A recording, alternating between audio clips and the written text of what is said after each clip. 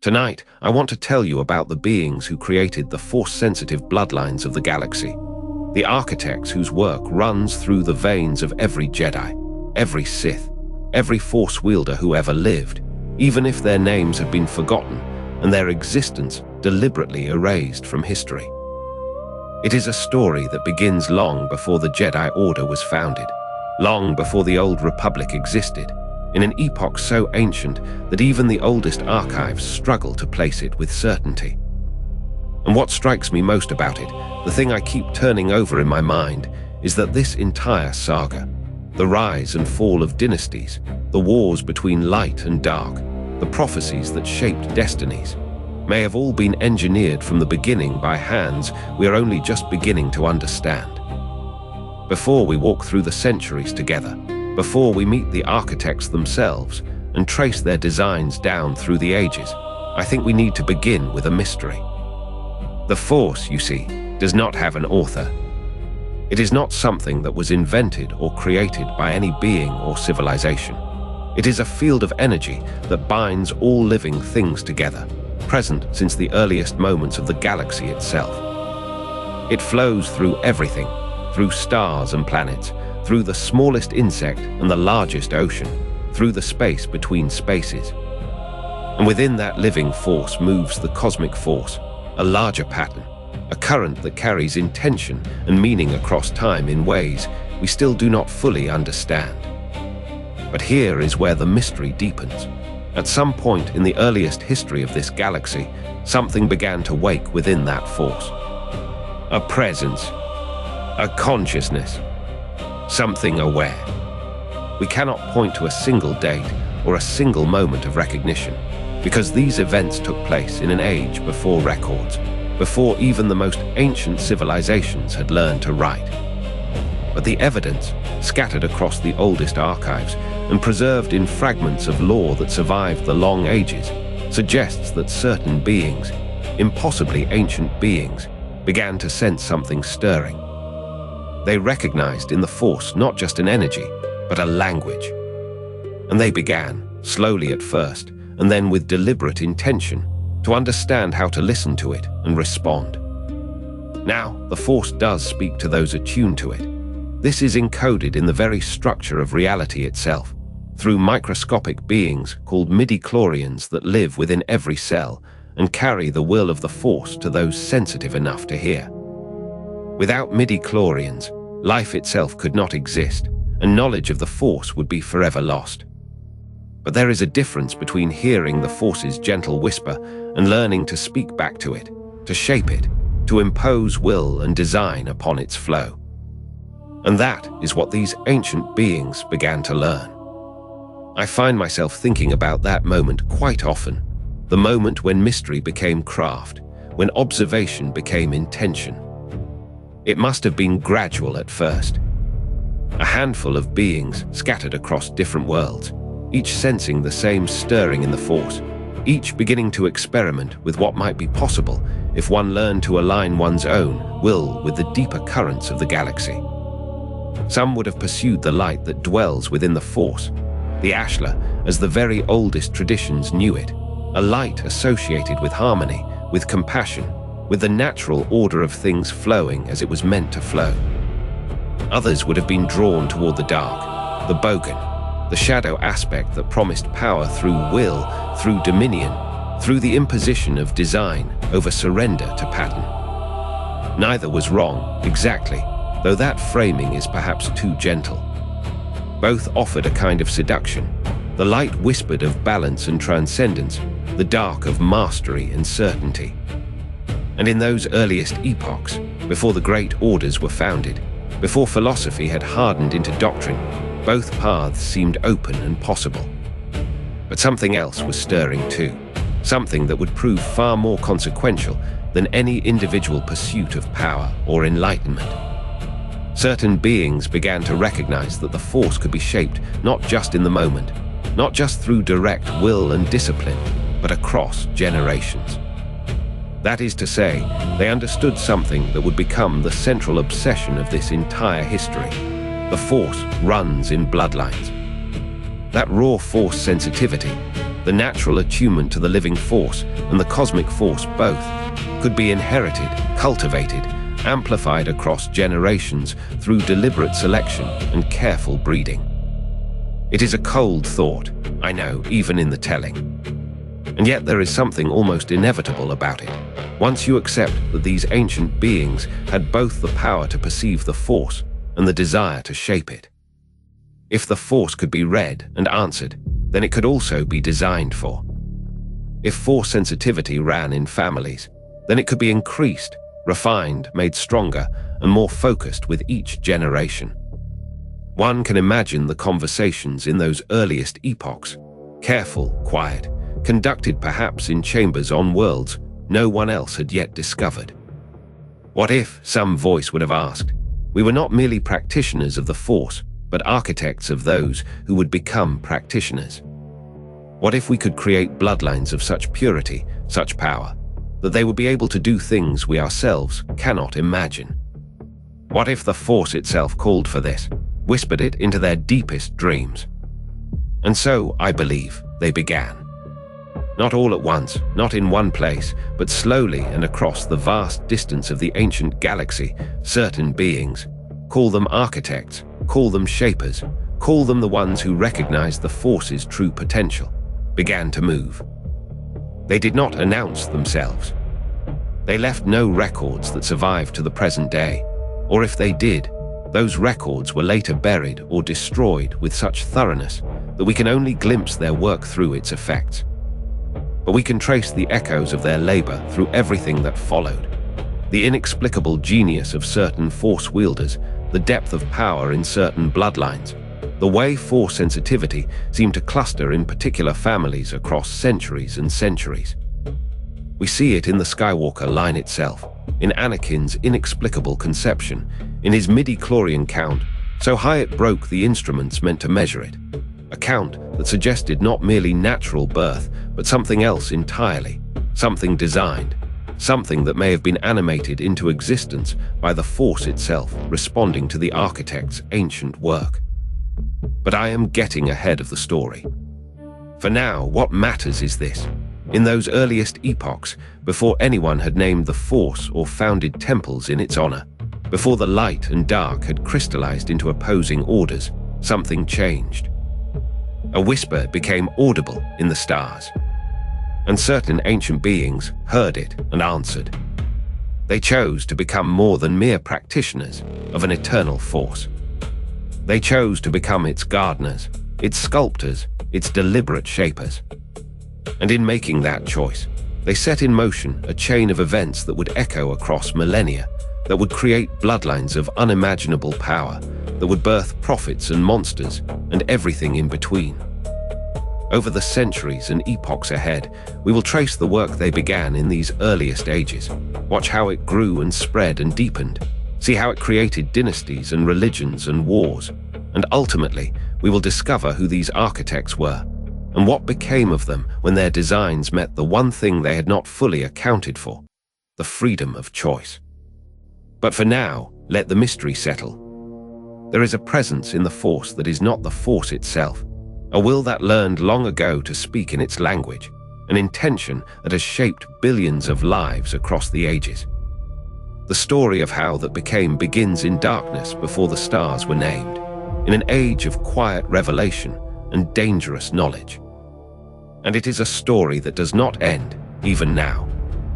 It continues in the blood of everyone who has ever heard the Force's call, right down to this very moment. It was in the infinite age, long before the rise of what would become the Jedi Order, long before the Sith even knew what they were searching for, that the first architects truly understood what they were looking at. They were not young, these beings, though age meant something different to them than it does to us. They had existed since the galaxy was still learning how to hold itself together. What they had discovered, over countless generations of quiet observation, was this. The Force was not simply a canvas on which sentient life moved. It was alive itself, conscious in a way that defied the categories most species used to describe consciousness. And it was choosing. Not randomly and not universally, But in certain individuals, born to certain lines, there emerged a capacity to hear it, to speak back to it, to touch something that the vast majority of living beings would never even sense. These individuals were rarer than diamonds, rarer than stable hyperspace corridors, rarer than anything else the architects had learned to measure in their long existence. The architects began to ask themselves a question that, I think, contains within it the seed of everything that follows. If the Force was alive, if it was choosing, what would happen if they helped it choose better? What if, instead of waiting for it to reach out to one brilliant mind in a million, they could cultivate it, could grow it the way a gardener grows a particularly valuable plant, could shape it across generations until it became not an aberration in a species, but a defining characteristic of entire bloodlines. They did not rush into this work, and that matters, I think. It matters that they took their time, that they studied it, that they thought through the implications across centuries. But eventually, they began. What they understood, through means we can only speculate about now, was that the capacity to hear the Force, the invisible communion between a being and the vast, breathing energy of the galaxy itself, could be inherited. It could be traced through ancestry, cultivated through careful breeding, refined like any other trait you might wish to emphasize in a bloodline. They learned to read what we now call midi-chlorians, those microscopic, intelligent strands of life that exist in every cell and serve as translators between the living and the Force itself. A being with many midi-chlorians could hear the Force clearly, as easily as you might hear a voice speaking in your ear. A being with few might sense only echoes, or nothing at all. The architects realized that midi-chlorian density was not random. It ran in families. It could be increased. It could be carefully selected for across multiple generations until you had populations of beings whose very cells were humming with Force potential. And so they went to work. They selected worlds, isolated enough that outside eyes would not notice, far enough from the great hyperlane routes that ships would rarely pass near them, and they seeded them with populations engineered for a specific purpose, to birth beings who could hear the Force. This was not, I want to emphasize, a sudden act, a moment of revelation followed by conquest. It was methodical, patient, the work of beings who thought in terms of 10,000 years the way we might think in terms of a decade. They did not conquer the populations they placed on these worlds. They cultivated them, watched them, allowed their societies to develop naturally around the extraordinary gifts their architects had given them. Some worlds would develop warrior traditions, emphasizing discipline and the use of the Force as a tool of combat. Others would become mystics and philosophers, seeing the Force as something to be meditated upon and understood. Still others would split the difference, becoming monks or priests or something that had no easy translation in other tongues. What the architects were doing, in essence, was creating templates, different expressions of the same fundamental gift, scattered across the galaxy so that no single approach to the Force could come to dominate them all. There is something in that which troubles me when I think about it too long. It suggests that the architects understood, even then, that concentrated power tends toward corruption, that a unified approach to an absolute Force could become dangerous. So they deliberately fractured their designs, created competing bloodlines with different philosophies, different understandings of what the Force was and what it meant to be connected to it. Whether this was mercy or simply wisdom, or whether the distinction even matters, I am not certain. On some of these worlds, the work took hold so perfectly that within a handful of generations, nearly every child born carried midi-chlorians in quantities that would have been considered miraculous elsewhere. On other worlds, the inheritance was thinner, more fragmented, producing families where only one in every generation might show real sensitivity, but showing it intensely when they did. The architects did not seem to mind these variations. If anything, I suspect they welcomed them. Variation meant resilience, meant that no single disruption could erase the entire project. They watched as societies formed around these bloodlines, as the Force-sensitive came to be seen as leaders and mystics, and sometimes objects of fear or worship, depending on local culture. They watched as the first philosophies began to crystallize, early iterations of what we might recognize, much later as light and dark, though those terms were not used yet, and the concepts themselves were still forming like crystals in solution. And they continued their work, refining, adjusting, seeding new worlds when old ones seemed to be drifting away from the designer's intentions. For an extraordinarily long time, this continued in near-total obscurity. The architects moved through the galaxy as shadows, leaving no record, no ship trails, no trace that anyone outside their circle knew had ever occurred. The Force-sensitive bloodlines they had created lived and died, loved and struggled, conquered and fell, entirely unaware that they were the expression of an ancient design, that every gift and every limitation had been chosen for them before their species ever existed. They thought they were blessed by the Force itself, or cursed by it, or simply born strange in a mostly ordinary universe. None of them knew they were vessels. None of them understood they were the architect's answer to a question the architects had asked themselves in the depths of the infinite age. What would happen if the Force could be shaped? What would rise if you gave it form and patience and thousands of years to grow? What would emerge when all of those careful designs finally began to touch one another, to recognize their kinship, to wonder who had put them all in place? The architects, I suspect, already knew the answer. They were simply waiting for the right moment to let it unfold. Tonight I want to tell you about the seeding, about the moment when the architects stopped watching and started building, when the design itself began to take shape across the stars. Imagine the scale of what they were attempting.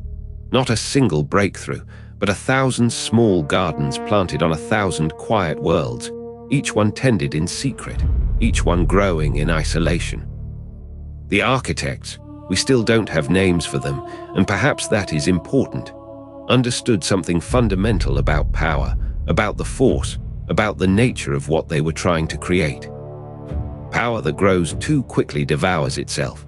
Power that crowds too close breeds competition, and competition breeds the kind of fighting that attracts attention. So they chose isolation, methodically, with the kind of patience that only beings outside of ordinary time could summon. On a world here, a hidden valley there, places that the broader galaxy did not frequent, would not think to visit, had no reason to visit.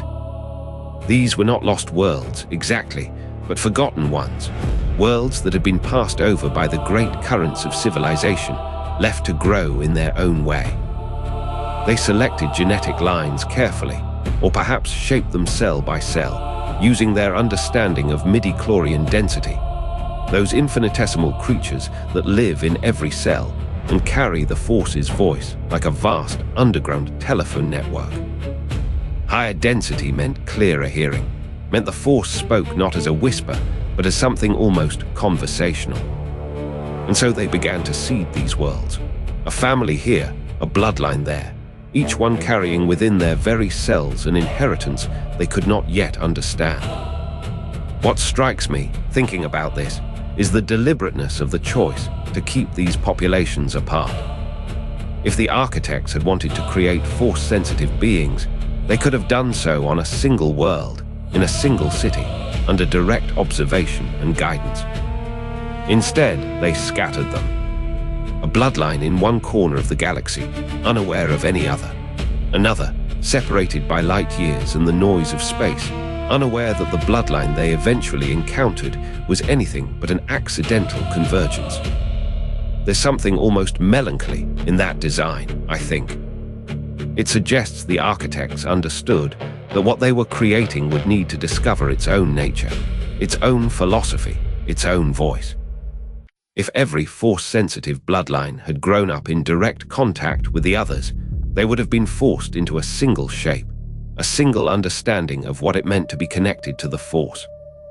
But this way, scattered, isolated, each one developing in the gravity well of its own world, its own climate, its own problems, each bloodline could become something distinct. And distinction, diversity, complexity, these are the things that tend to survive. The architects, I think, were planning for the very long game. On one isolated world, in a valley surrounded by mountains that took months to cross, a bloodline learned to hear the Force in stillness, in meditation, in the surrender of self to something larger.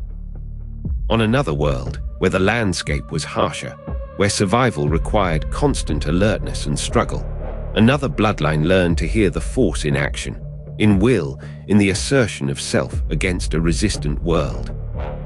These were not lessons taught by any visible hand. They were lessons written by geography, by necessity, by the simple fact of what kind of world you had to survive in. But the seeds were there, already embedded in the genetic inheritance, already waiting in the midi-chlorian density that ran higher in their blood than in ordinary humans. I find myself thinking about the architect's intention in this a great deal.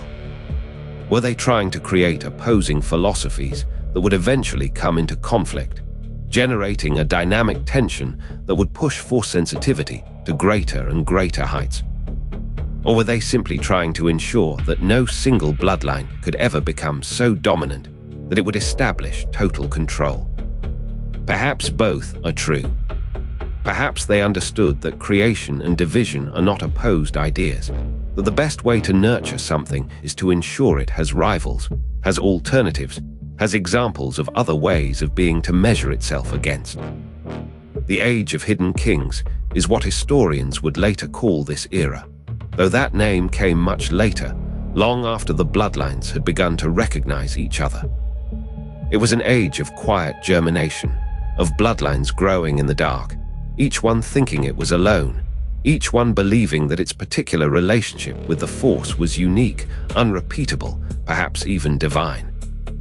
On some worlds, the Force-sensitive families began to develop into lineages of rulers, kings and queens who possessed inexplicable intuition, uncanny luck in battle, the ability to sense the intentions of those around them. They ruled not through cruelty, but through what looked like insight, and their people accepted this because the rule worked, because these strange families seemed to understand things that ordinary beings could not. On other worlds, the Force-sensitive bloodlines did not seek power at all. Instead, they became healers, teachers, scholars, individuals who seemed to know things without being taught them, who could look at a broken thing and understand in their bones how to mend it. On still others, they became something between, priests and counselors, guardians of old knowledge, keepers of traditions that no one quite remembered the origin of. What unified all of these, what ran beneath the surface of every variation, was that high midi-chlorian density, that cellular inheritance, that quiet voice of the Force speaking in the blood. And none of them knew, yet, that they were not the only ones. That across the vast dark of space, on worlds so far away that the light from their suns had not yet reached each other bloodlines were waking to the same inheritance, the same strange gift. The architects watched this unfold, at least, this is what I believe, with the kind of satisfaction that comes from seeing a plan begin to bear fruit. They had seeded the garden. Now came the long, patient work of tending it, of allowing each bloodline to grow according to its own nature, to develop its own understanding, to become strong enough and distinct enough that when the moment of convergence finally came, it would matter. When they finally found each other, these bloodlines would not be a unified force. They would be complicated, contradictory, full of competing visions of what the Force was and what it demanded. And perhaps that was the entire point. Perhaps the architects understood, in a way we are only now beginning to grasp, that true power could only come from acknowledging the darkness and the light within a single genetic inheritance, that the deepest Force sensitivity would require the ability to hold both. But that is a lesson those first bloodlines would have to learn the hard way, through centuries of isolation, and then, eventually, through the collision of everything they had thought they understood about themselves and each other. 10,000 years before Anakin Skywalker drew his first breath, the isolated worlds seeded by the architects had begun to develop in earnest, their force-sensitive populations growing, establishing traditions, creating the first real cultures of people who could hear the whisper that others could not. On one world, let us call it Ashla's home for now, though it had many names across time, the Bloodline learned to meditate in the deep forests, where the living things around them seemed almost to sing with intention. They developed a philosophy that the Force was not a tool to be wielded, but a conversation to be honored, a presence that moved through all living things and demanded respect, balance, humility. The healers among them learned to sense pain in others and ease it. The teachers developed techniques for calming the mind and listening rather than commanding.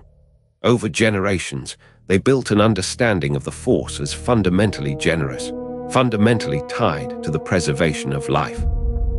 There is something worth noticing in how they approached this. They asked permission before they acted.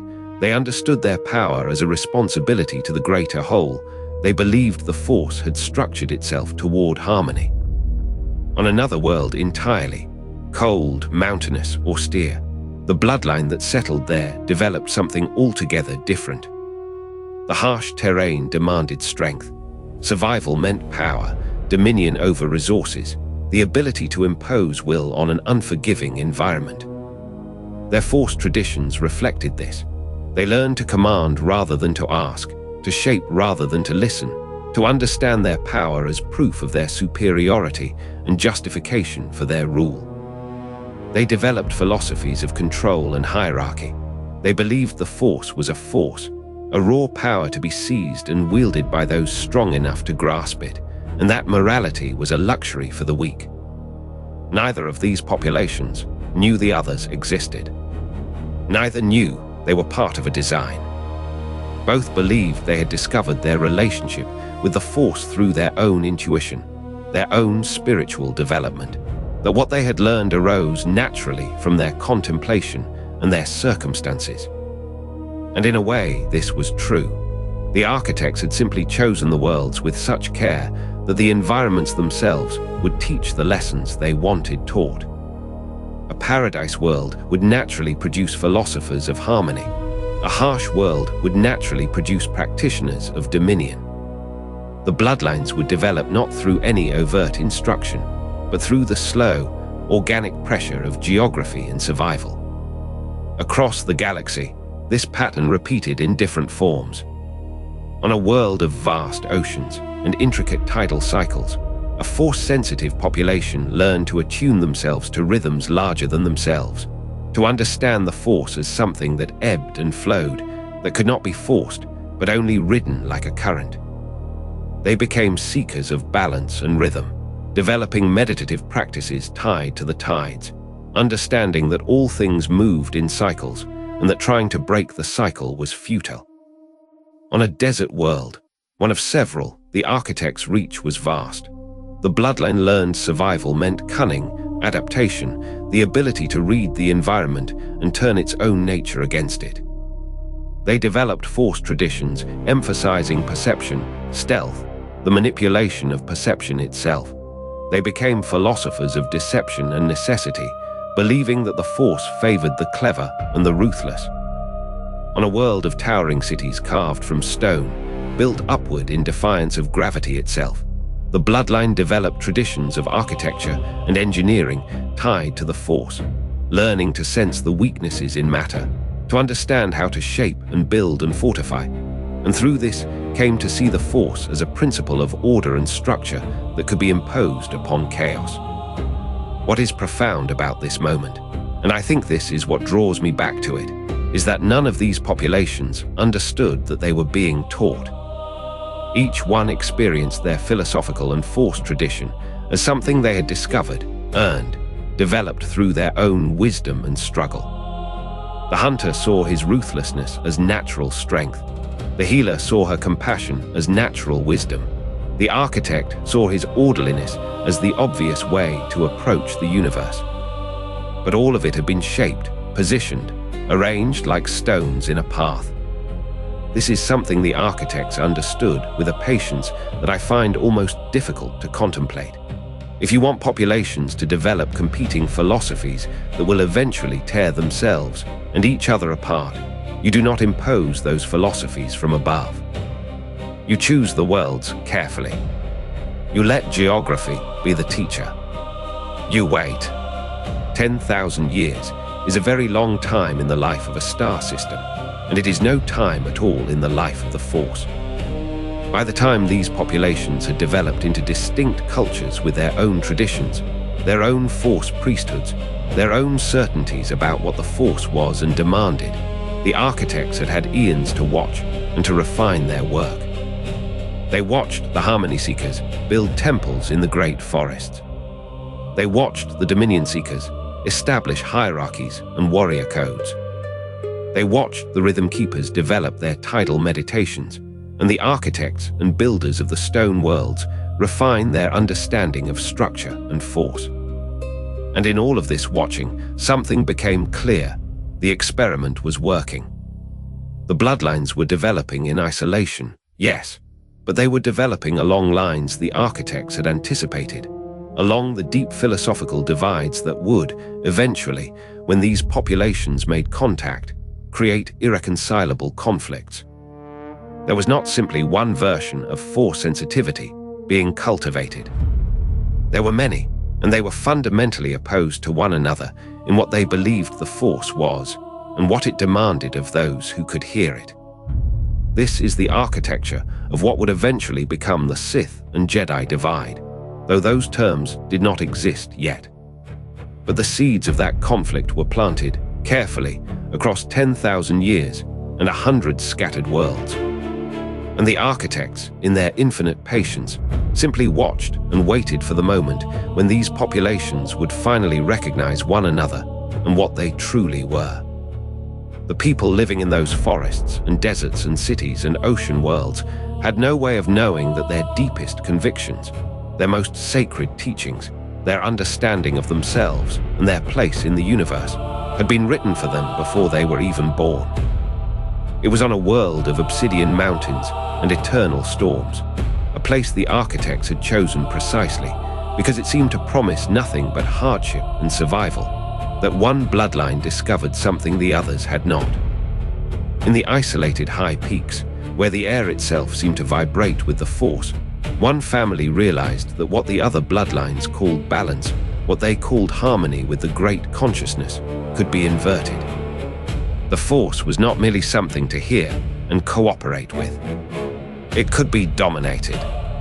It could be bent to will in ways that the Harmony Seekers, the Rhythm Keepers, the gentle philosophers of other worlds had never dared to imagine. I find myself thinking often about that moment, not because it was evil in some cosmic sense, but because it was a discovery, honest and terrible. These people were not corrupted by an outside darkness. They looked at the same Force that moved through their siblings' hearts across the galaxy and saw in it not a partner but a tool, and that choice, once made, could not be unmade. The Storm World bloodline began to refine their understanding in isolation, developing techniques that the others would one day call the dark side. They learned to amplify aggression in themselves, to feed on conflict, and the raw emotions that other traditions had taught their practitioners to transcend. Where the forest dwellers of the Paradise worlds learned to quiet their minds and listen, these practitioners learned to shout, to assert, to demand. The Force, they discovered, would respond. It responded with power that was immediate, intoxicating, far less patient than the slow, gentle accumulation their cousins pursued. And perhaps most crucially, it responded to ambition in a way that harmony-seeking never could. For centuries, this bloodline developed in secret, as all of them did, unaware that across the scattered worlds of the galaxy, their siblings were making radically different choices about what the Force meant and how it ought to be used. The architects watched, I think, with a kind of grim satisfaction. This was precisely the schism they had engineered into the bloodlines from the very beginning, not through corruption or accident, but through geography itself. The Paradise Worlds had bred patience and consensus. The harsh peaks bred ambition and will. The Tidal Worlds had bred adaptability and flow. The Stonemason Worlds bred structure and dominion. When these bloodlines eventually found one another, as the architects had always known they would not recognize each other as cousins. They would recognize each other as enemies. And there would be no way to reconcile what had grown so separately and so differently. The moment of contact, when it finally came, moved through the galaxy like a tremor. Force-sensitive practitioners who had lived their entire lives believing themselves alone, or at most part of a unique local tradition, suddenly discovered that there were others like them. Thousands of them, scattered across 1,000 worlds, organized into bloodlines, each with their own philosophy, their own techniques, their own vision of what the Force demanded. It should have been a moment of profound joy, the ending of an ancient loneliness. Instead, it became something far more complicated. The Harmony Seekers from the Paradise Worlds encountered the Dominion practitioners from the mountains and were horrified by what they sensed in them: an arrogance, a will to power, a fundamental misunderstanding of the Force's nature. The Dominion Seekers looked back at the Harmony practitioners and saw only weakness, denial of potential, a refusal to fully claim the strength they had been given. Neither could quite believe the other was genuinely hearing the same Force at all.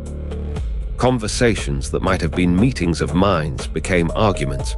Arguments became accusations. Accusations hardened into doctrine. For the first time, the scattered bloodlines split not just geographically, but philosophically, not into two neat groups, but into factions that quickly began to organize themselves around competing visions of what the Force was and what it demanded of those who wielded it. Some bloodlines split internally, families dividing against themselves as siblings chose different paths. There's something deeply human in that, the way that discovery and encounter often brings not unity, but clarification of existing fractures. The bloodlines had always been different. Now they could finally see it. One group, those who had chosen domination, who had refined the techniques of assertion and will, began to crystallize their philosophy into something coherent and defiant. They called themselves many things in many languages across many worlds, but the essence was always the same. Those who would not accept the Force's natural order, but would remake it in service of their own vision. This was not yet what would one day be called the Sith. That name, those structures, that terrible brilliance would come much later, after centuries of refinement and bitter conflict. But the seed was here, in the moment when one bloodline declared that the Force was theirs to command, not theirs to serve. The other bloodlines, diverse as they were, found themselves clustering into a loose alliance of resistance against this claim. They called themselves by many names as well, but they shared a fundamental conviction that the Force was to be harmonized with, not dominated, that power without wisdom was indistinguishable from tyranny, that the arrogance of demanding dominion was the very thing that would destroy the Force-sensitive if left unchecked. This was the beginning of what would one day be called the Jedi, not yet organized into an order with rules and temples, but coherent enough in opposition, united enough in rejecting the philosophy of absolute dominion. What haunts me about this moment is that both sides were hearing the Force truly, I think. Both were following what they genuinely understood as truth. The Dominion practitioners were not being deceived. They had simply chosen a different relationship with the consciousness that moved through them. The Harmony Seekers were not wrong. They had simply chosen restraint where their cousins had chosen assertion. But the two choices could not coexist. The Force itself, or perhaps the architects who had shaped the bloodlines, seemed to demand that they eventually tear each other apart. And so they did across the long centuries that followed. The schism deepened, the philosophies hardened, and the bloodlines that had been designed to converge instead found themselves locked in a conflict that neither would survive unchanged. There is a world where the light seems to arrive differently than anywhere else in the galaxy. as if the Force itself has learned to speak in a gentler language there.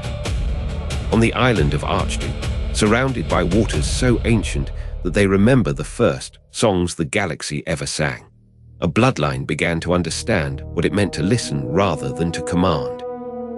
We have spoken about the ones who sought dominion, who discovered in the Force a tool for the assertion of will, a hammer to reshape the world according to their vision. But the architects had not made only one bloodline. There were others, equally ancient, equally engineered with the same careful precision, who had arrived at precisely the opposite conclusion about what the Force demanded of them. These were the keepers of harmony, the ones who had learned to feel the currents of the Force the way a leaf learns to ride a river, asking permission rather than taking what they needed. When, in the deepest archives of memory, the scattered bloodlines first made contact with one another, something remarkable happened. Those who had discovered dominion and those who had discovered balance did not recognize themselves in each other at all. They saw, instead, a fundamental heresy. On Tithon, in the deep core, 8 pyramidal vessels descended from the stars, the Though-Yor, vast and ancient and filled with purpose. I find myself thinking about what that moment must have felt like, when Force sensitives from across the galaxy suddenly found themselves gathered in the presence of each other, often for the first time knowing that others like them existed at all. They came from planets whose names have long been forgotten, carrying traditions that had grown in isolation for thousands of years. Humans and Twi'leks, Wookiees and Cathar, species that would shape the future of the Force for millennia to come. The architects, I believe, had arranged this gathering with the same patience that had arranged everything else. On Tithon orbited 2 moons, Ashla and Bogan, and these moons became the visible, tangible expression of the divide that had been engineered into the bloodlines from the beginning. Ashla represented the light, illumination, knowledge, serenity, the Force perceived as harmony and balance with the world. Bogan represented the shadow, power asserted, will imposed, the Force perceived as a force to be mastered and directed. The bloodlines that had learned to embrace Ashla's philosophy called themselves the Jedi, and they sought something that those who followed Bogan's path did not: equilibrium. This is the crucial thing about them, and the thing that separated them from their cousins, even as the rift between light and dark was widening into an unbridgeable chasm. The Jedi did not reject the dark side of the Force. They did not see it as evil. They understood it as a necessary part of a whole, a moon that must exist alongside its twin, a shadow that proves the light, a darkness that keeps illumination from becoming blindness. Those who grew too attached to Ashla's light were sent to Bogan to learn humility and restraint. Those who fell too far toward Bogan's shadow were sent to Ashla to remember compassion and connection. It was a system built on the assumption that the Force was not a matter of choosing sides, but of understanding the necessity of both. But the bloodlines shaped by mountains and obsidian, the ones who had learned that dominion was not merely possible, but righteous, they could not accept this philosophy. To them, the light was superior. The dark was corruption. There could be no balance, only victory or defeat. And so, on Tithon, the Force wars began, not a battle between external enemies, but a fracturing among those who had been brought together precisely so that they might fracture. The architects had planted the seed, and the seed was now growing. Those who believed in Ashla alone, in the light side of the Force as the sole path to truth, began to withdraw from the communities that still sought balance. They called themselves the Jedi, though the full meaning of the name would not crystallize for generations, and they carried with them the philosophical inheritance of every bloodline that had ever been taught to listen to the Force rather than dominate it. They left Tithon and spread across the galaxy, establishing great centers of learning. Ossus, with its great library, became a sanctuary where the texts of their traditions could be preserved, where the knowledge accumulated across millennia could be recorded and protected. There was something profound in this act of documentation, I think. The Jedi understood, on some level they may not have articulated clearly, that what they were codifying had to survive. The hierarchy they created, youngling, Padawan, knight, master, became a way of ensuring that the philosophy would be transmitted intact from generation to generation, guardian to student, teacher to heir. They began to articulate a code, a set of principles that would define them for the next 25,000 years. Peace over emotion, knowledge over ignorance, serenity over passion, the unity of the Force understood as a luminous web of connection rather than a tool for individual will. The Jedi Temple would eventually be built on Coruscant, on top of soil that had once housed a Sith shrine, though no one remembers quite why, whether it was accidental or a deliberate act of overwriting. But their first true home was the island on Archdu, where the temple was built into a mountain and an Aneti tree grew with roots deeper than time itself, holding the sacred texts, the Aeonomica, the Ramargan, the most ancient records of what it meant to walk in the light. I think about those first Jedi sometimes, in the moment just before the schism became permanent, when it might have seemed possible that the Bloodlines could still find some way to coexist. But the architects had ensured that they could not. The very traits that had been engineered into these populations, the capacity to sense the Force, to feel its call, to be shaped by its currents, also made them incapable of compromise on the deepest level. Those who had learned to hear Ashla's song could not silence it. Those who had learned to grasp Bogan's power could not release it. And so what had been born as one great design fractured into two opposing destinies, two bloodlines moving toward an enmity that would echo through the next 1,000 centuries. The light side, now codified and named and given institutional form, had become something that could be taught, could be preserved, could endure across generations. It had become, in other words, unstoppable. And everything that followed, every conflict, every redemption, every moment when a Jedi chose compassion over strength, can be traced back to those first ones who gathered on Tithon and chose to honor both the light and, eventually, to learn to live with its shadows. I need to tell you about a moment that changed everything, though the beings who lived through it would not have known it for what it was. For thousands of years, the Force-sensitive bloodlines had developed in isolation, each on their hidden world, each with their own philosophy of what the Force demanded.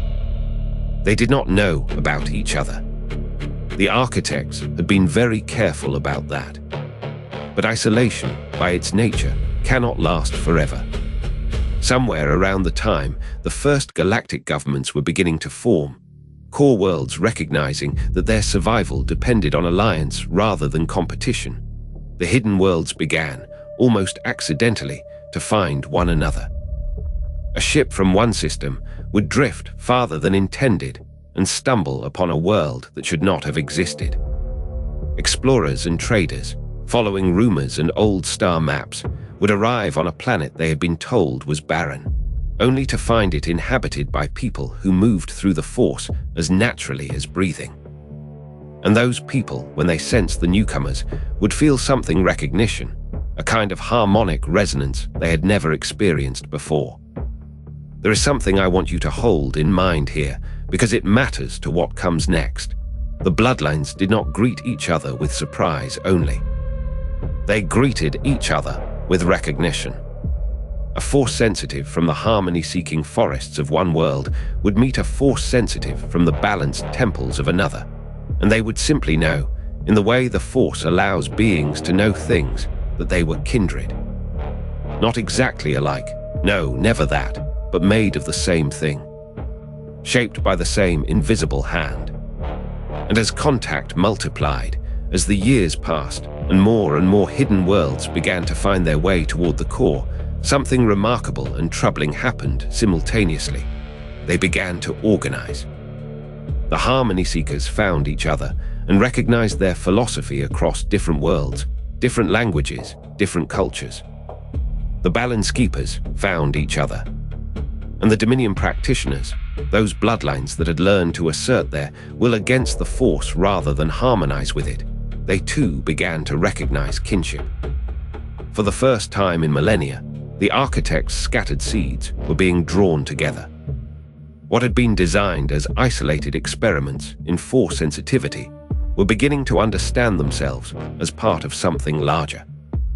I imagine the architects must have been watching this with satisfaction, waiting for the bloodlines to reach this moment of collective consciousness. But I also wonder, and there's something haunting in the wondering, whether they had truly anticipated what would happen next. The bloodlines, when they met, did not merge. Instead, they began to articulate, with increasing clarity, the philosophical differences that had been growing between them for thousands of years. The harmony seekers spoke of balance, of listening to the Force rather than commanding it, of the sacred responsibility that came with power. The Dominion practitioners spoke of growth, of will, of the necessity of assertion and conquest. And there on the precipice of unity, as the old Republic was beginning to form in the core systems, something cracked. You have to understand, until this moment, these populations had each believed themselves to be alone in their understanding of the Force. They had each thought their philosophy was the only path, or at least the right path. Now they were confronted with the existence of equally convinced populations who believed something almost opposite. Some of the bloodlines tried to bridge the gap. There were those among both camps, especially among the Jedi on Tython, who had developed the language of balance between Ashlar and Bogan, between light and shadow, who believed that both philosophies could coexist, that the Force itself encompassed both impulses. For a time, it seemed as though synthesis might be possible. The Jedi Order, which had already begun to codify its understanding of balanced Force sensitivity, opened its teachings to the convergent bloodlines. The ancient temple on Tython became a place of exchange, of dialogue, of the slow, painstaking work of building common ground between populations that had been separated for longer than civilizations had existed. But synthesis is not the same thing as unity, and common ground is not the same thing as agreement. As more bloodlines arrived, as more voices demanded to be heard, the conversation grew more heated, less willing to compromise. Some of the Dominion practitioners believed that the balance keepers were simply afraid of their own potential, that they had taught themselves to limit their power out of timidity. Some of the harmony seekers believed that the Dominion practitioners were corruptible, that their philosophy inevitably led to cruelty and suffering. I find myself thinking a lot about this period, about the fragility of understanding in the face of genuine philosophical difference. These were people, brilliant people, Force-sensitive people capable of perceiving truth at levels most beings could never access, and they could not agree on what the Force was asking of them. Perhaps that says something about the nature of the Force itself, or perhaps it says something about the architect's design, about the specific way the Bloodlines had been seeded and isolated in such a way that their philosophies could never quite align. It is one of the many mysteries that remains unanswered. What I do know is this: the convergence that should have unified the Force-sensitive Bloodlines instead accelerated their divergence. As the Galactic Republic solidified in the core worlds, the Force-sensitive populations began to organize more formally into distinct orders, distinct schools, distinct competing philosophies. The Jedi attempted to hold the center, to maintain that hard-won language of balance, but even they could feel the pressure building. The Bloodlines that leaned toward harmony and balance would eventually crystallize into what we now call the Jedi Order, moving gradually away from Tython, their teachings spreading out across the galaxy in service to a republic that was hungry for their wisdom. The Bloodlines that embraced dominion and assertion began their own separate organization, one that would take many forms before it eventually became what history knows as the Sith. And somewhere in between were the Bloodlines that did not fit neatly into either camp, that would spend millennia trying to navigate between the two poles, trying to find a third way that the architects had perhaps never intended. The hidden worlds were hidden no longer, but their convergence had not brought them together. It had only made visible, irreversibly, the schism that had been growing in their blood since the very beginning. Tell me something that troubles me, something I find myself returning to when the late hour makes honesty easier. Every great design eventually meets the moment when its creator loses control of it. The architects had spent millennia planting bloodlines, watching them grow in isolation, cultivating the philosophies that would divide them, all of it patient, all of it deliberate, all of it proceeding according to plan. And then the bloodlines found each other. What was meant to converge slowly, to unfold across millennia in controlled encounters, happened far more rapidly and far more chaotically than the architects had anticipated. The isolated populations, those who sought harmony with the Force and those who sought to command it, did not meet as strangers with time to negotiate. They met as civilizations, with fleets and growing institutions and ideologies that had hardened into absolute conviction across thousands of years. The Jedi Order on Tython had believed they could mediate, that wisdom and balance could bridge the rift between Ashlar and Bogan, between light and dark. But mediation requires both parties to want mediation, and by the time real contact came, both sides had moved beyond wanting compromise. There is a particular anguish in watching something you built with infinite patience collapse the moment it begins to live according to its own logic rather than yours. The architects, for all their power, appear to have underestimated one thing: the stubborn, complicated fact of free will. As the bloodlines coalesced into factions, what would become the Jedi Order, what would become the Sith, the architects faced a choice they had perhaps never truly contemplated: intervene or accept that their great work had escaped their hands. They chose to intervene. What followed across the next 100 years was something the historical record barely remembers: a campaign of erasure and elimination so thorough that most of it was lost before anyone thought to write it down. The architects did not announce themselves. They did not declare war or make ultimatums. Instead, they moved quietly and with absolute certainty, targeting the bloodlines they deemed threats. The ones who had drifted too far from the intended design, the ones who had become too powerful too quickly, the ones whose loyalty could not be assured. In the outer reaches, in the forgotten systems, where some of the original seedling bloodlines still lived in isolation, ships arrived bearing no faction colors, crewed by beings of extraordinary power whose names were not recorded. Some bloodlines saw them coming and fled. Others did not realize what was happening until it was too late. The architects did not destroy entire worlds, not always, but they were deliberate about targeting populations, about erasing knowledge, about leaving just enough survivors to carry the memory of fear, but not enough to rebuild what had been lost. On one moon in the Outer Rim, a bloodline that had developed a synthesis of both light and dark principles, that represented something the architects had not anticipated and could not control, was simply eliminated. Ships came, the order was given, and within a generation they were gone. On another world, a group of Force sensitives who had begun to study the architects' own hidden installations was hunted. Records were burned. Archives that predated the Old Republic were reduced to ash. I think about the fear that must have radiated through the Force during those decades, the way these bloodlines must have felt hunted by something they could not fully comprehend. Imagine knowing that you came from somewhere, that you were part of something larger, and then discovering that something larger was trying to erase you from existence. The campaign was not indiscriminate. The architects were too intelligent for simple genocide.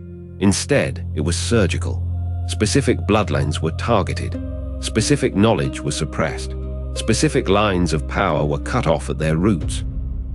The architects were, in essence, editing their own creation, removing the parts that had become unpredictable, that had developed in directions they could not control. What the Jedi Order and the Sith Order did not understand, what they could not have understood, because the knowledge was being systematically destroyed, was that both of them were survivors of a much larger population of Force-sensitive bloodlines that had once existed. They were not the whole story. They were the parts the architects had decided could stay. Among the survivors who remembered, there were whispers of the hunters, of beings who moved between worlds and left only ash and silence in their wake. Some called them the Nameless. Some called them the architects themselves, though few who called them that survived to tell the tale. The hunters carried weapons that seemed to unmake things at the level of the Force itself, technologies that could sever a bloodline's connection to the midi-chlorians that enabled their power, turning Force-sensitives into something hollow and severed. There is a particular cruelty in that, not death, but the removal of the thing that made them themselves. The Jedi, in their archives, would later record fragmented histories of this time, calling it the Age of Separation, though they understood very little of what was actually occurring. They saw their own survival, their consolidation as an order, their growing dominance in the core worlds, and interpreted it as the natural triumph of their philosophy. They did not understand that they were being permitted to survive. The Sith, too, were shepherded through this period, though with a different hand. Their darkness was not eliminated. Instead, it was refined, concentrated, pointed in specific directions. The architects were, it seems, allowing one side to rise while using violence to eliminate competing possibilities. This is the most disturbing implication of the 100-Year Purge, that even as the architects destroyed bloodlines for failing to conform to their vision, they were simultaneously culling the gene pool, removing unpredictability, engineering toward a specific end they had already foreseen. By the time the purge ended, and it did not end with a peace treaty or an agreement, but simply with the architects withdrawing, satisfied that enough had been erased, the galaxy's Force-sensitive population had been reduced to a fraction of what it had been. What remained was more manageable, more predictable, better suited to playing out whatever role the architects had designed for them. The bloodlines that survived were the ones that fit neatly into the emerging categories: Jedi or Sith, light or dark, balance seeker or power seeker. All the strange hybrids, all the unexpected philosophies, all the bloodlines that refused to choose sides, those were gone, erased so thoroughly that future generations would not even know to look for them. And perhaps this is the thing that troubles me most about it. The architects learned that they could not control the Force itself, but they could control the bloodlines they had created. They could edit their design by removing the parts that would not obey. It was not creation anymore, it was curation. And in curating, they had made something harder, colder, more inevitably tragic. A galaxy divided absolutely, where the rise of one philosophy could only mean the death of all the rest. The 100-Year Purge ended not with victory, but with acceptance. The architects had given up trying to manage their creation directly. Instead, they had engineered a world where the bloodlines would manage themselves, would fight each other on behalf of the architects' competing visions, would enact the conflict that had been designed into their very genesis. Let the bloodlines remember themselves as separate, as opposed, as irreconcilable. Let them forget that they had ever been one thing, scattered by design across the stars. Let them believe they chose their own paths. In the silence that followed the purge, as the survivors rebuilt and the archives burned and the knowledge faded into legend, one thing became clear: the architects were not saviors or planners anymore. They were gardeners pruning away the wild growth, leaving only the flowers that fit their design. And somewhere in that darkness, watching from beyond the stars, they waited to see what kind of galaxy they had built.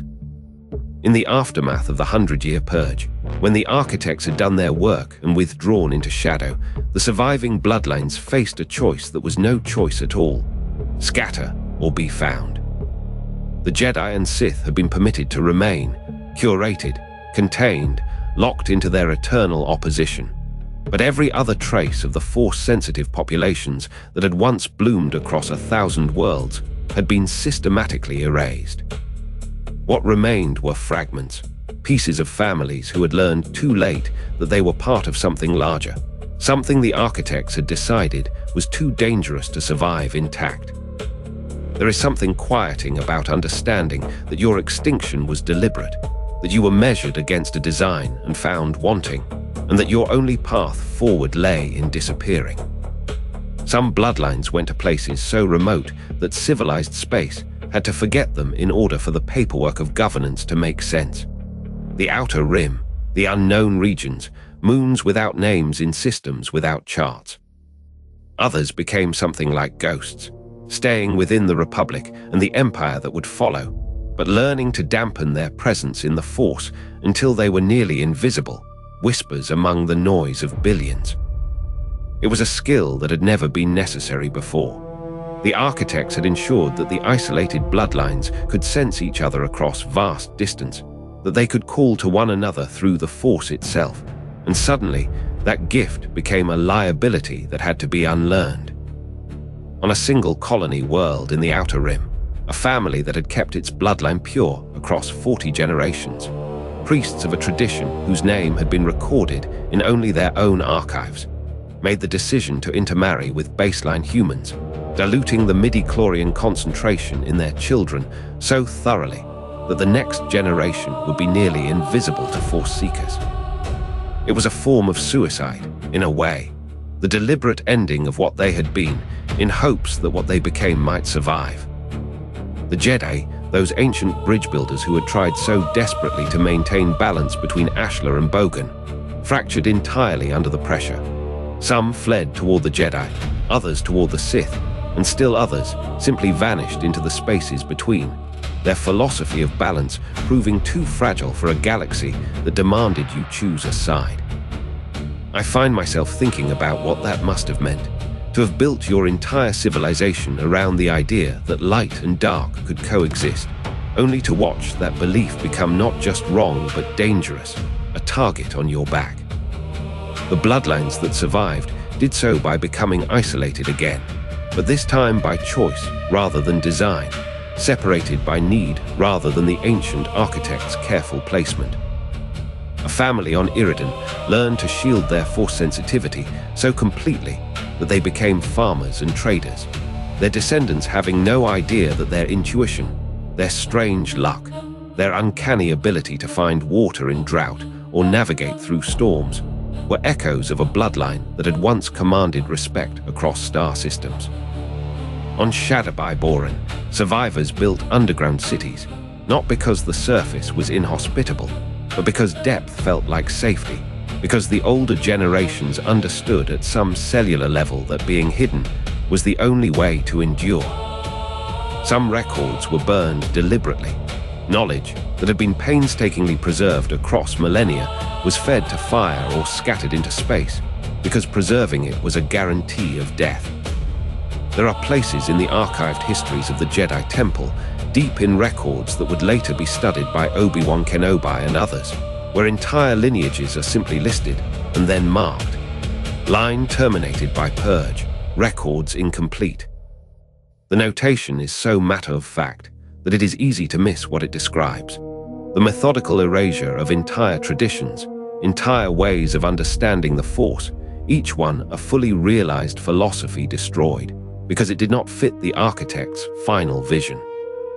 What the purge had created, though the architects did not seem to anticipate it, was a loss of continuity across the bloodlines themselves. They no longer knew they were connected, no longer understood that their way of hearing the Force was one of many carefully designed choices rather than natural law. The Jedi believed their path was the truth. The Sith believed theirs was the only honest response to the Force's nature. And neither had access to the knowledge that both had been engineered, selected from a much larger canvas, shaped deliberately by minds so ancient and powerful that the architects had seemed almost godlike to the bloodlines they created. In hiding, the surviving families created what they had to. Smaller orders, secret societies, family traditions that were passed down not in great temples, but in quiet conversations on cold nights, in the teaching of a parent to a child that yes, you are different, and that difference must be guarded. Some of these hidden bloodlines would eventually find their way back toward the Jedi Temple, seeking legitimacy, seeking to understand what they were. Others would reject the temple entirely, preferring their own traditions, their own ways of hearing the Force. Palpatine, in his eventual rise, would find these scattered bloodlines useful, the ones whose traditions had been corrupted by isolation, whose philosophies had become twisted as they tried to survive without guidance, without the context that the architects had provided and then stripped away. But that is getting ahead of ourselves. In this dark age of hiding, in this time when the 100-year purge had completed its work, and the galaxy was learning again to function as though the old bloodlines had never existed, there was something like a closing of a chapter, not a resolution, but an ending of one kind of story and the beginning of another, much longer silence. The bloodlines that survived did so not through strength or unity, but through fragmentation, through learning to be invisible, through the slow dissolution of everything they had been in hopes that fragments of it might endure. I think there is something deeply human in that choice, the willingness to break yourself in order to survive, to sacrifice who you are for the possibility that something of your essence might continue. The architects had designed bloodlines to last forever, to accumulate power across generations, to eventually produce a being of unimaginable Force potential. What they had not designed for, what perhaps they could not account for, was that the beings they had created would choose to sacrifice themselves rather than be destroyed, would choose invisibility over annihilation, would choose to be nothing rather than to remain perfect targets. In the dark age of hiding, in the silence that fell across Force-sensitive populations scattered like ash across the galaxy, the bloodlines were learning something no architect had taught them: how to endure when all else had been taken. Centuries passed after the purge, long centuries in which the galaxy learned to forget what the architects had tried so hard to erase, and something gradual and almost invisible began to happen in the bloodlines that remained. In the dark, in isolation, in ordinary families scattered across 1,000 forgotten worlds, the children born to Force-sensitive parents began to show the trait themselves, not by accident, but because of what the architects had built into them generations before. I find myself thinking a lot about what it must have felt like to be a parent in those middle centuries and realize your child could hear what you heard in the Force, could feel what you felt, that something alive and aware lived in every cell they possessed. The midi-chlorians, those microscopic beings that had been seeded into the earliest bloodlines by hands that were no longer watching, carried the connection forward, generation after generation, like a whisper past along a chain of people who could never meet.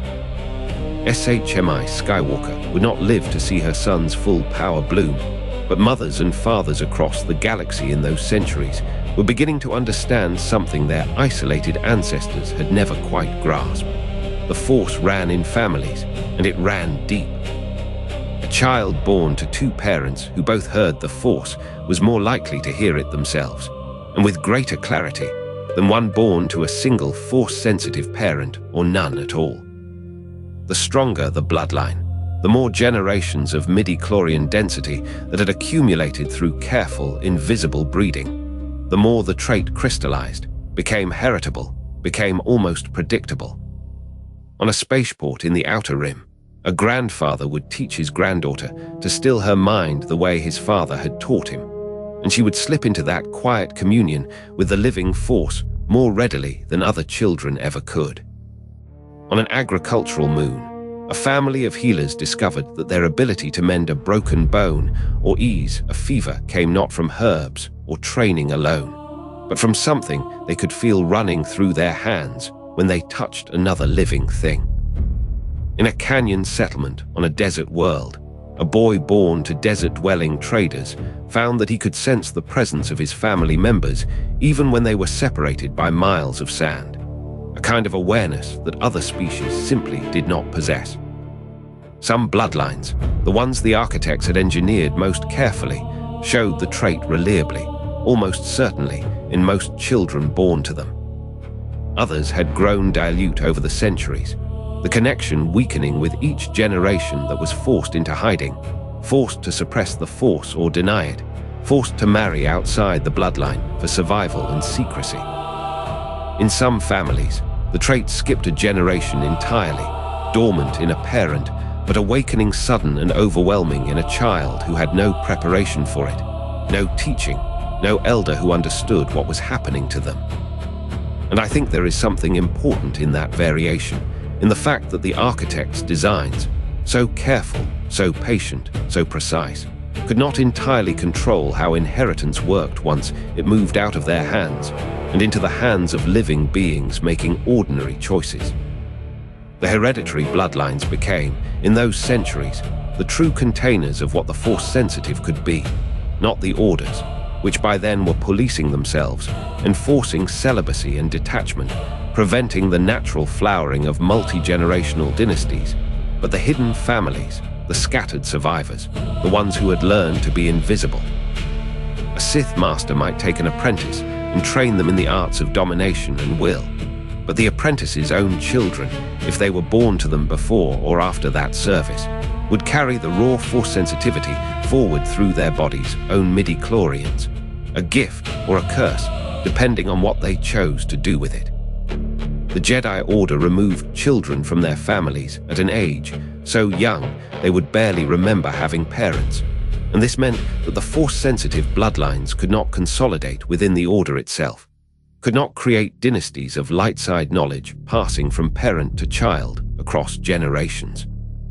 But that vacuum, that absence, was being filled in the hidden places, in rural farming communities, in merchant families trading across the Outer Rim, in monastery orders that had never heard of the Jedi, in isolated populations that had gone so deep underground they had almost forgotten they were hiding. A mother would teach her daughter not the code of the Jedi or the philosophies of the Sith, but something older and simpler. How to listen to the Force the way their ancestors had, with respect, with reverence, with the understanding that the Force was not a tool to be wielded, but a presence to be honored.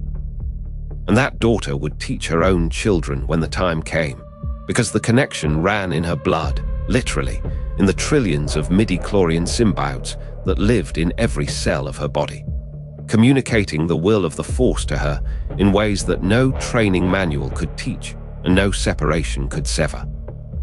Over centuries, patterns emerged in the bloodlines that remained, patterns the architects would have recognized immediately as proof of their success.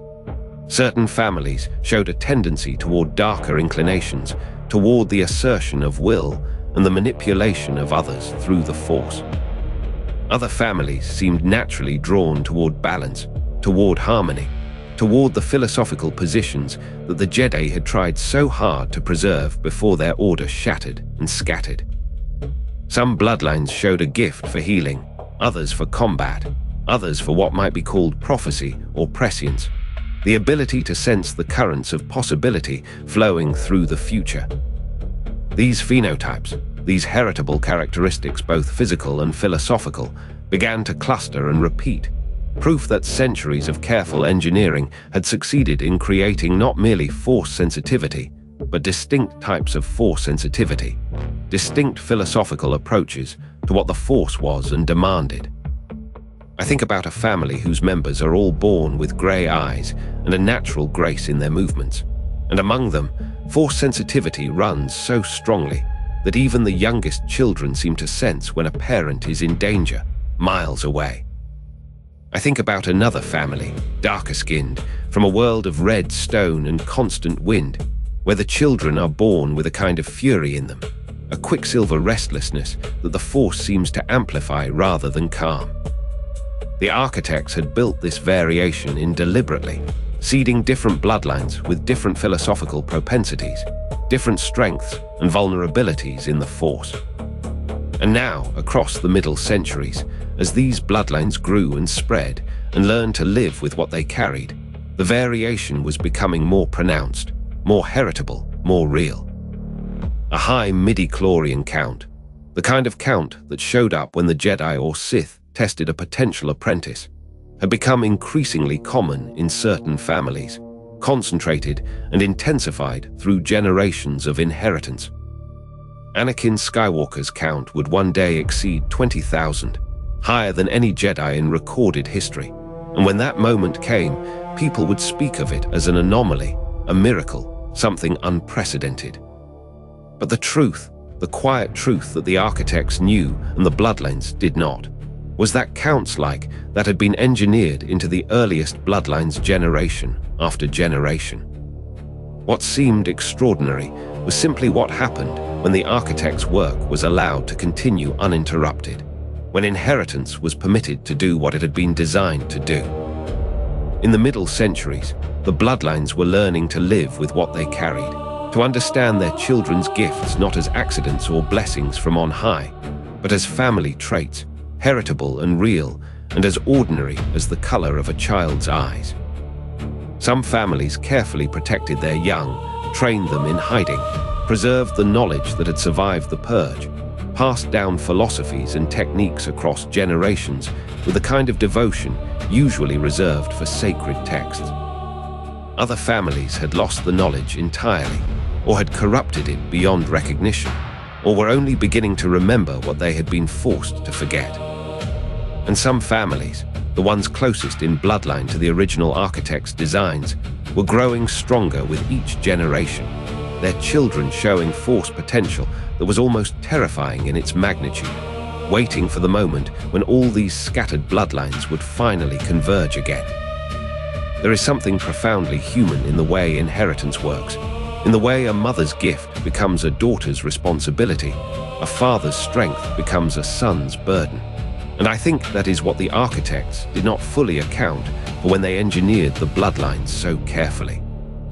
They created the capacity, but they could not entirely control what each generation chose to do with it, how each family interpreted it, how the Force sensitivity would actually feel when it lived not in some perfectly designed laboratory, but in the hearts and bodies and choices of ordinary beings trying to survive and love and find meaning in an enormous galaxy. The bloodlines were becoming hereditary not in theory but in practice, and with that, everything was about to change.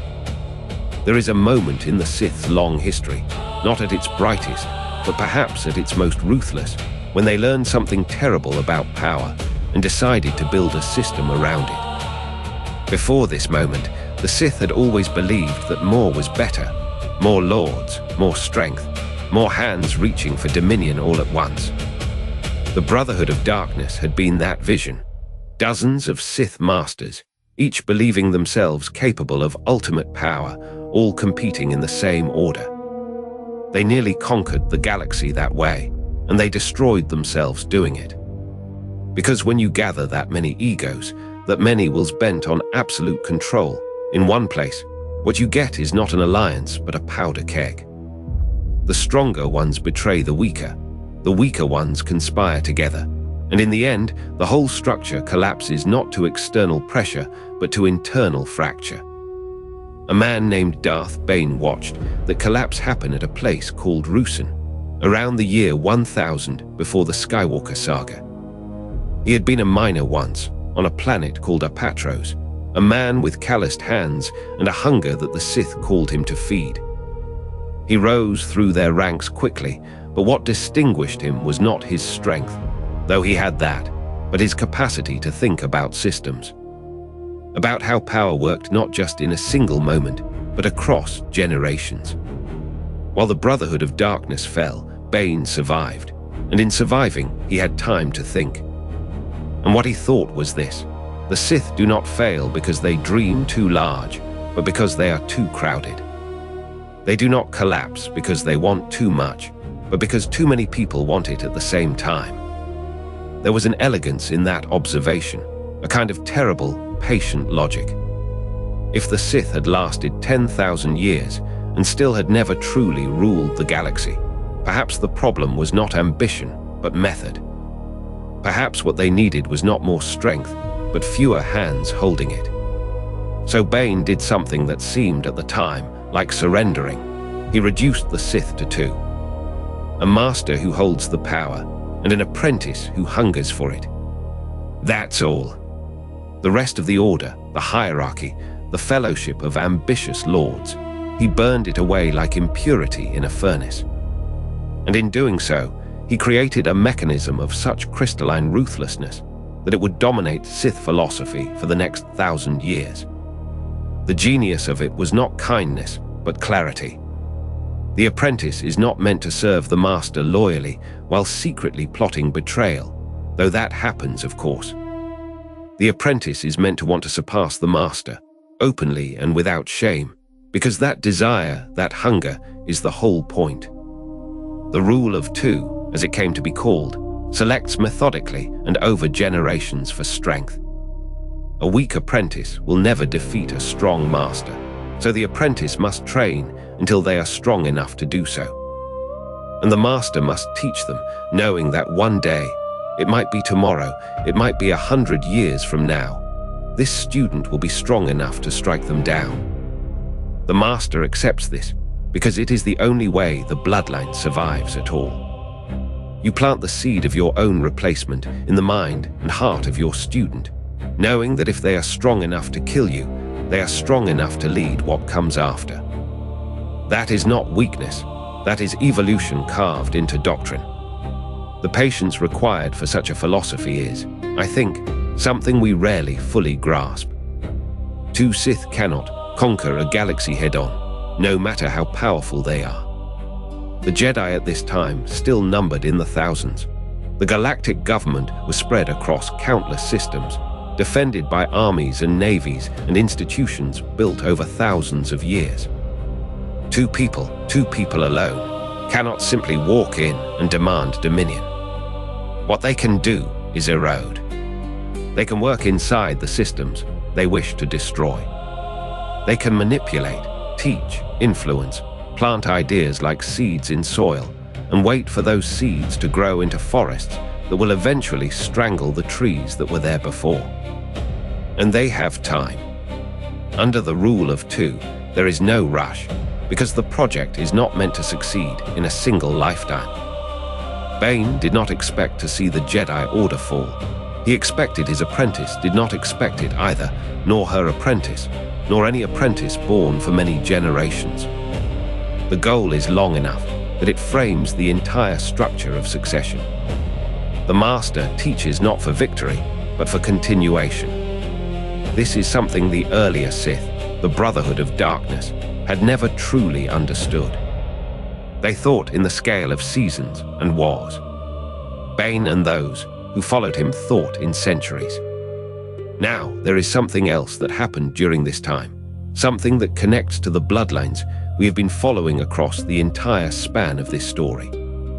Some Sith, a particular bloodline, concentrated in knowledge and ambition, began to understand that if power could be inherited through teaching, perhaps it could also be inherited through blood.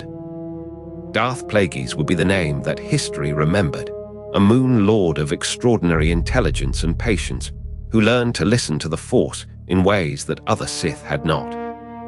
He became obsessed with the very thing the original architects had been obsessed with: midi-chlorians, the microscopic life forms that live in every cell and allow consciousness to touch the Force.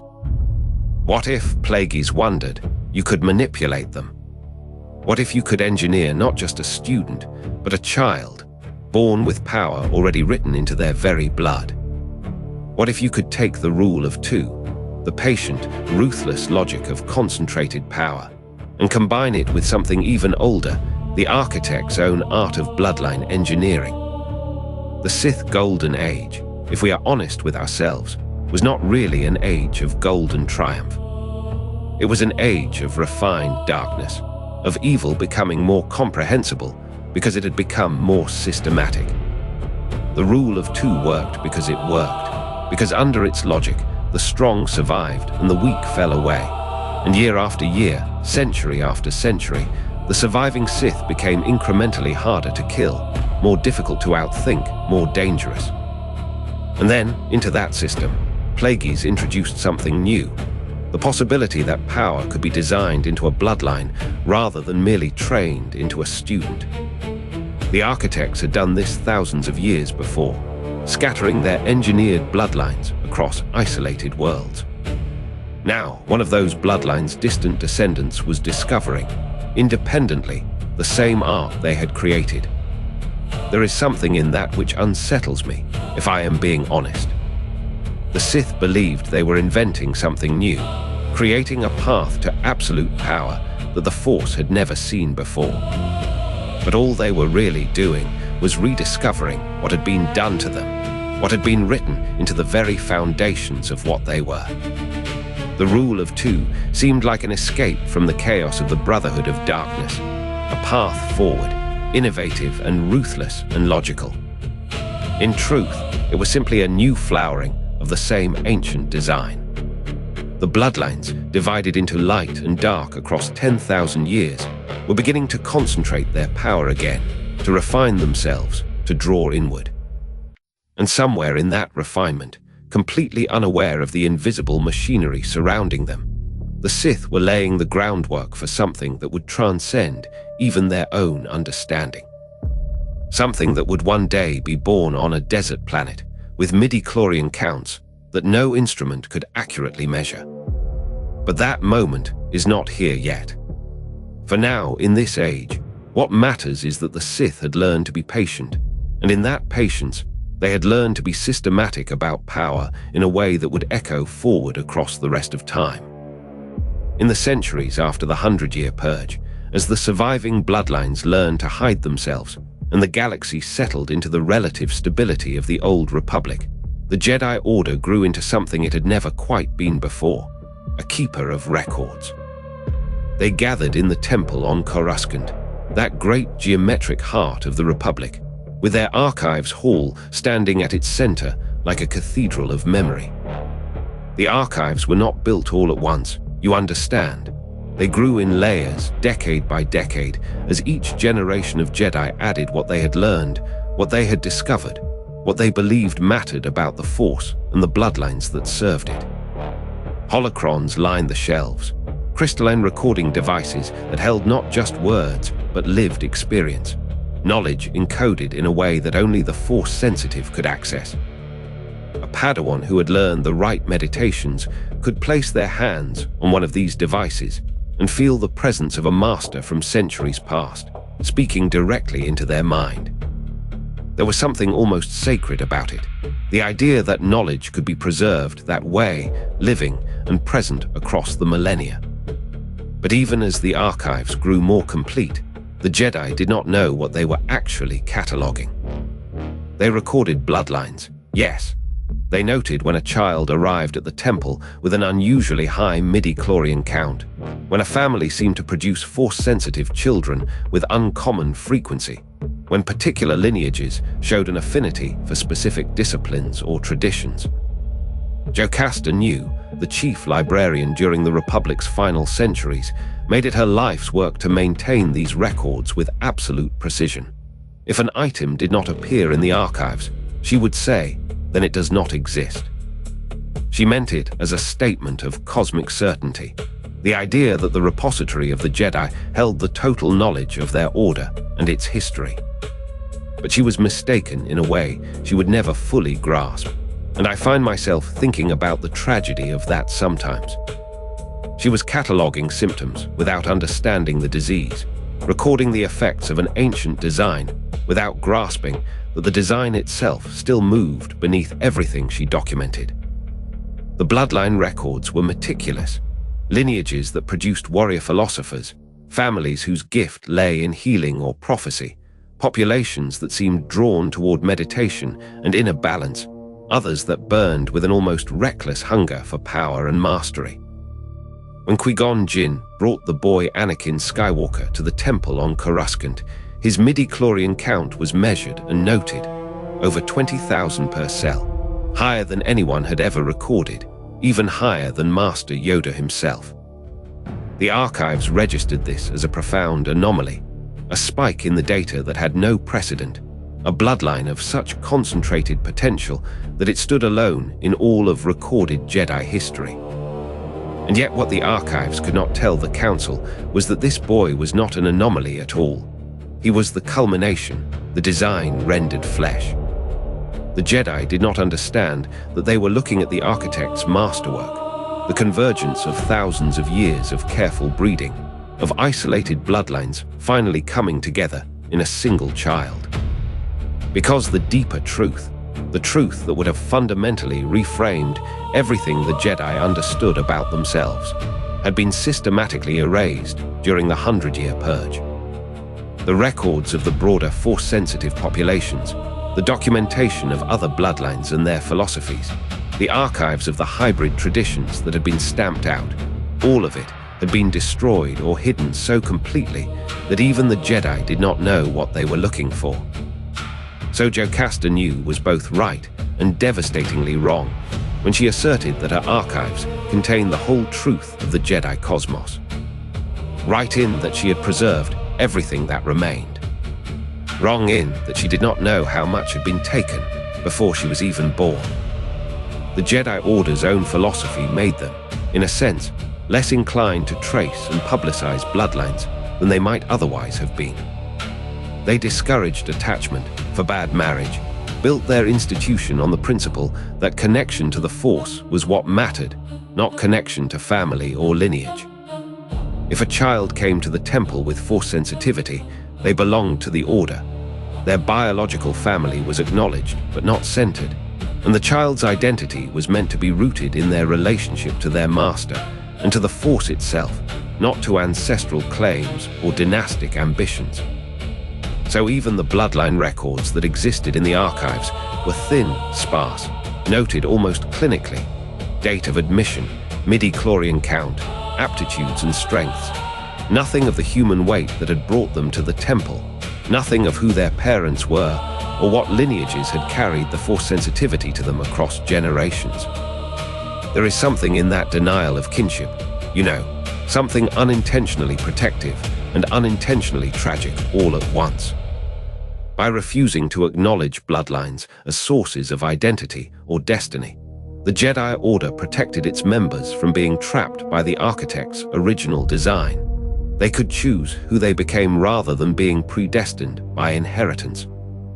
But in that same refusal, they lost the ability to ask the questions that might have saved them. They could not wonder too deeply why some families seem to produce Force-sensitive children with remarkable consistency, or why certain bloodlines showed a particular gravitational pull toward the dark side, despite the Order's best efforts at teaching balance. And so the archives grew, meticulously recording everything the Jedi understood about the Force and its servants, entirely unaware that they were documenting the aftermath of an ancient design while remaining blind to the design itself. The holocron vault held the most sensitive materials, secured chambers where the deepest teachings of the Jedi were encoded, where confiscated Sith holocrons were kept locked away and studied with great caution. And yet even these vaults could not hold what had been lost: the context, the larger narrative, the understanding that Force sensitivity had been engineered rather than discovered, that the bloodlines were not a natural phenomenon, but the careful work of beings whose power and patience had exceeded anything the modern Jedi could imagine. There was a moment, centuries into the Republic's stability, when something almost surfaced. Records of Camino, a planet that should have been in the archives, disappeared entirely, erased with such completeness and surgical precision that only someone with deep access to the temple could have done it. Obi-Wan Kenobi would find it in the hidden records years later, too late, and realize that someone among the Jedi had deemed that information too dangerous to preserve. But we are getting ahead of ourselves.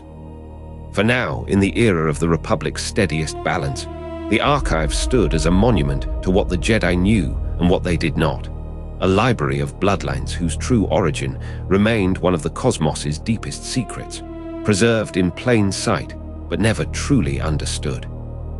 And somewhere far from Coruscant, in hidden temples and scattered worlds, the architects watched their records being compiled by those who did not know they were being observed, waited patiently for the convergence they had engineered to reach its inevitable conclusion. The Force, it seems, is a patient thing, and it does not always reveal what it knows. And here is where I must ask you to sit with something that feels, at first, like a simple question. What happens when the isolated begins to touch the isolated? The architects had scattered their bloodlines across the galaxy with extraordinary care. each one placed far enough from the others that they developed in profound isolation, each one learning to hear the Force in a language all its own. But the galaxy, you see, does not stay still forever. By the time we reach the era roughly 1,000 years before the Skywalker saga, after the rule of two has been established among the Sith, after the Jedi have begun to codify their order in the core worlds, there are threads connecting what was once separated. Traders move between systems, explorers push into the outer rim, families travel, sometimes deliberately, sometimes by accident, following whispers of kinship they cannot quite explain.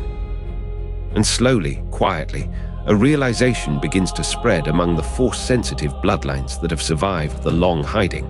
They are not alone, and they never were. Consider the situation from their perspective. For millennia, most of these bloodline keepers believed their gift was unique to their world, shaped by the geography they inhabited, descended from founders they half remembered or had lost to history entirely. A family on a forest world that heard the Force as harmony and growth. A bloodline in mountain valleys that felt it as precision and dominion. A scattered group of healers on temperate coastal plains who experienced it as rhythm and restoration. Each believed they had discovered the truth. Each believed the others, when they finally encountered them, had missed it. But something else begins to happen as well. Something the architects did not explicitly design for, though perhaps they anticipated it. People begin to choose one another.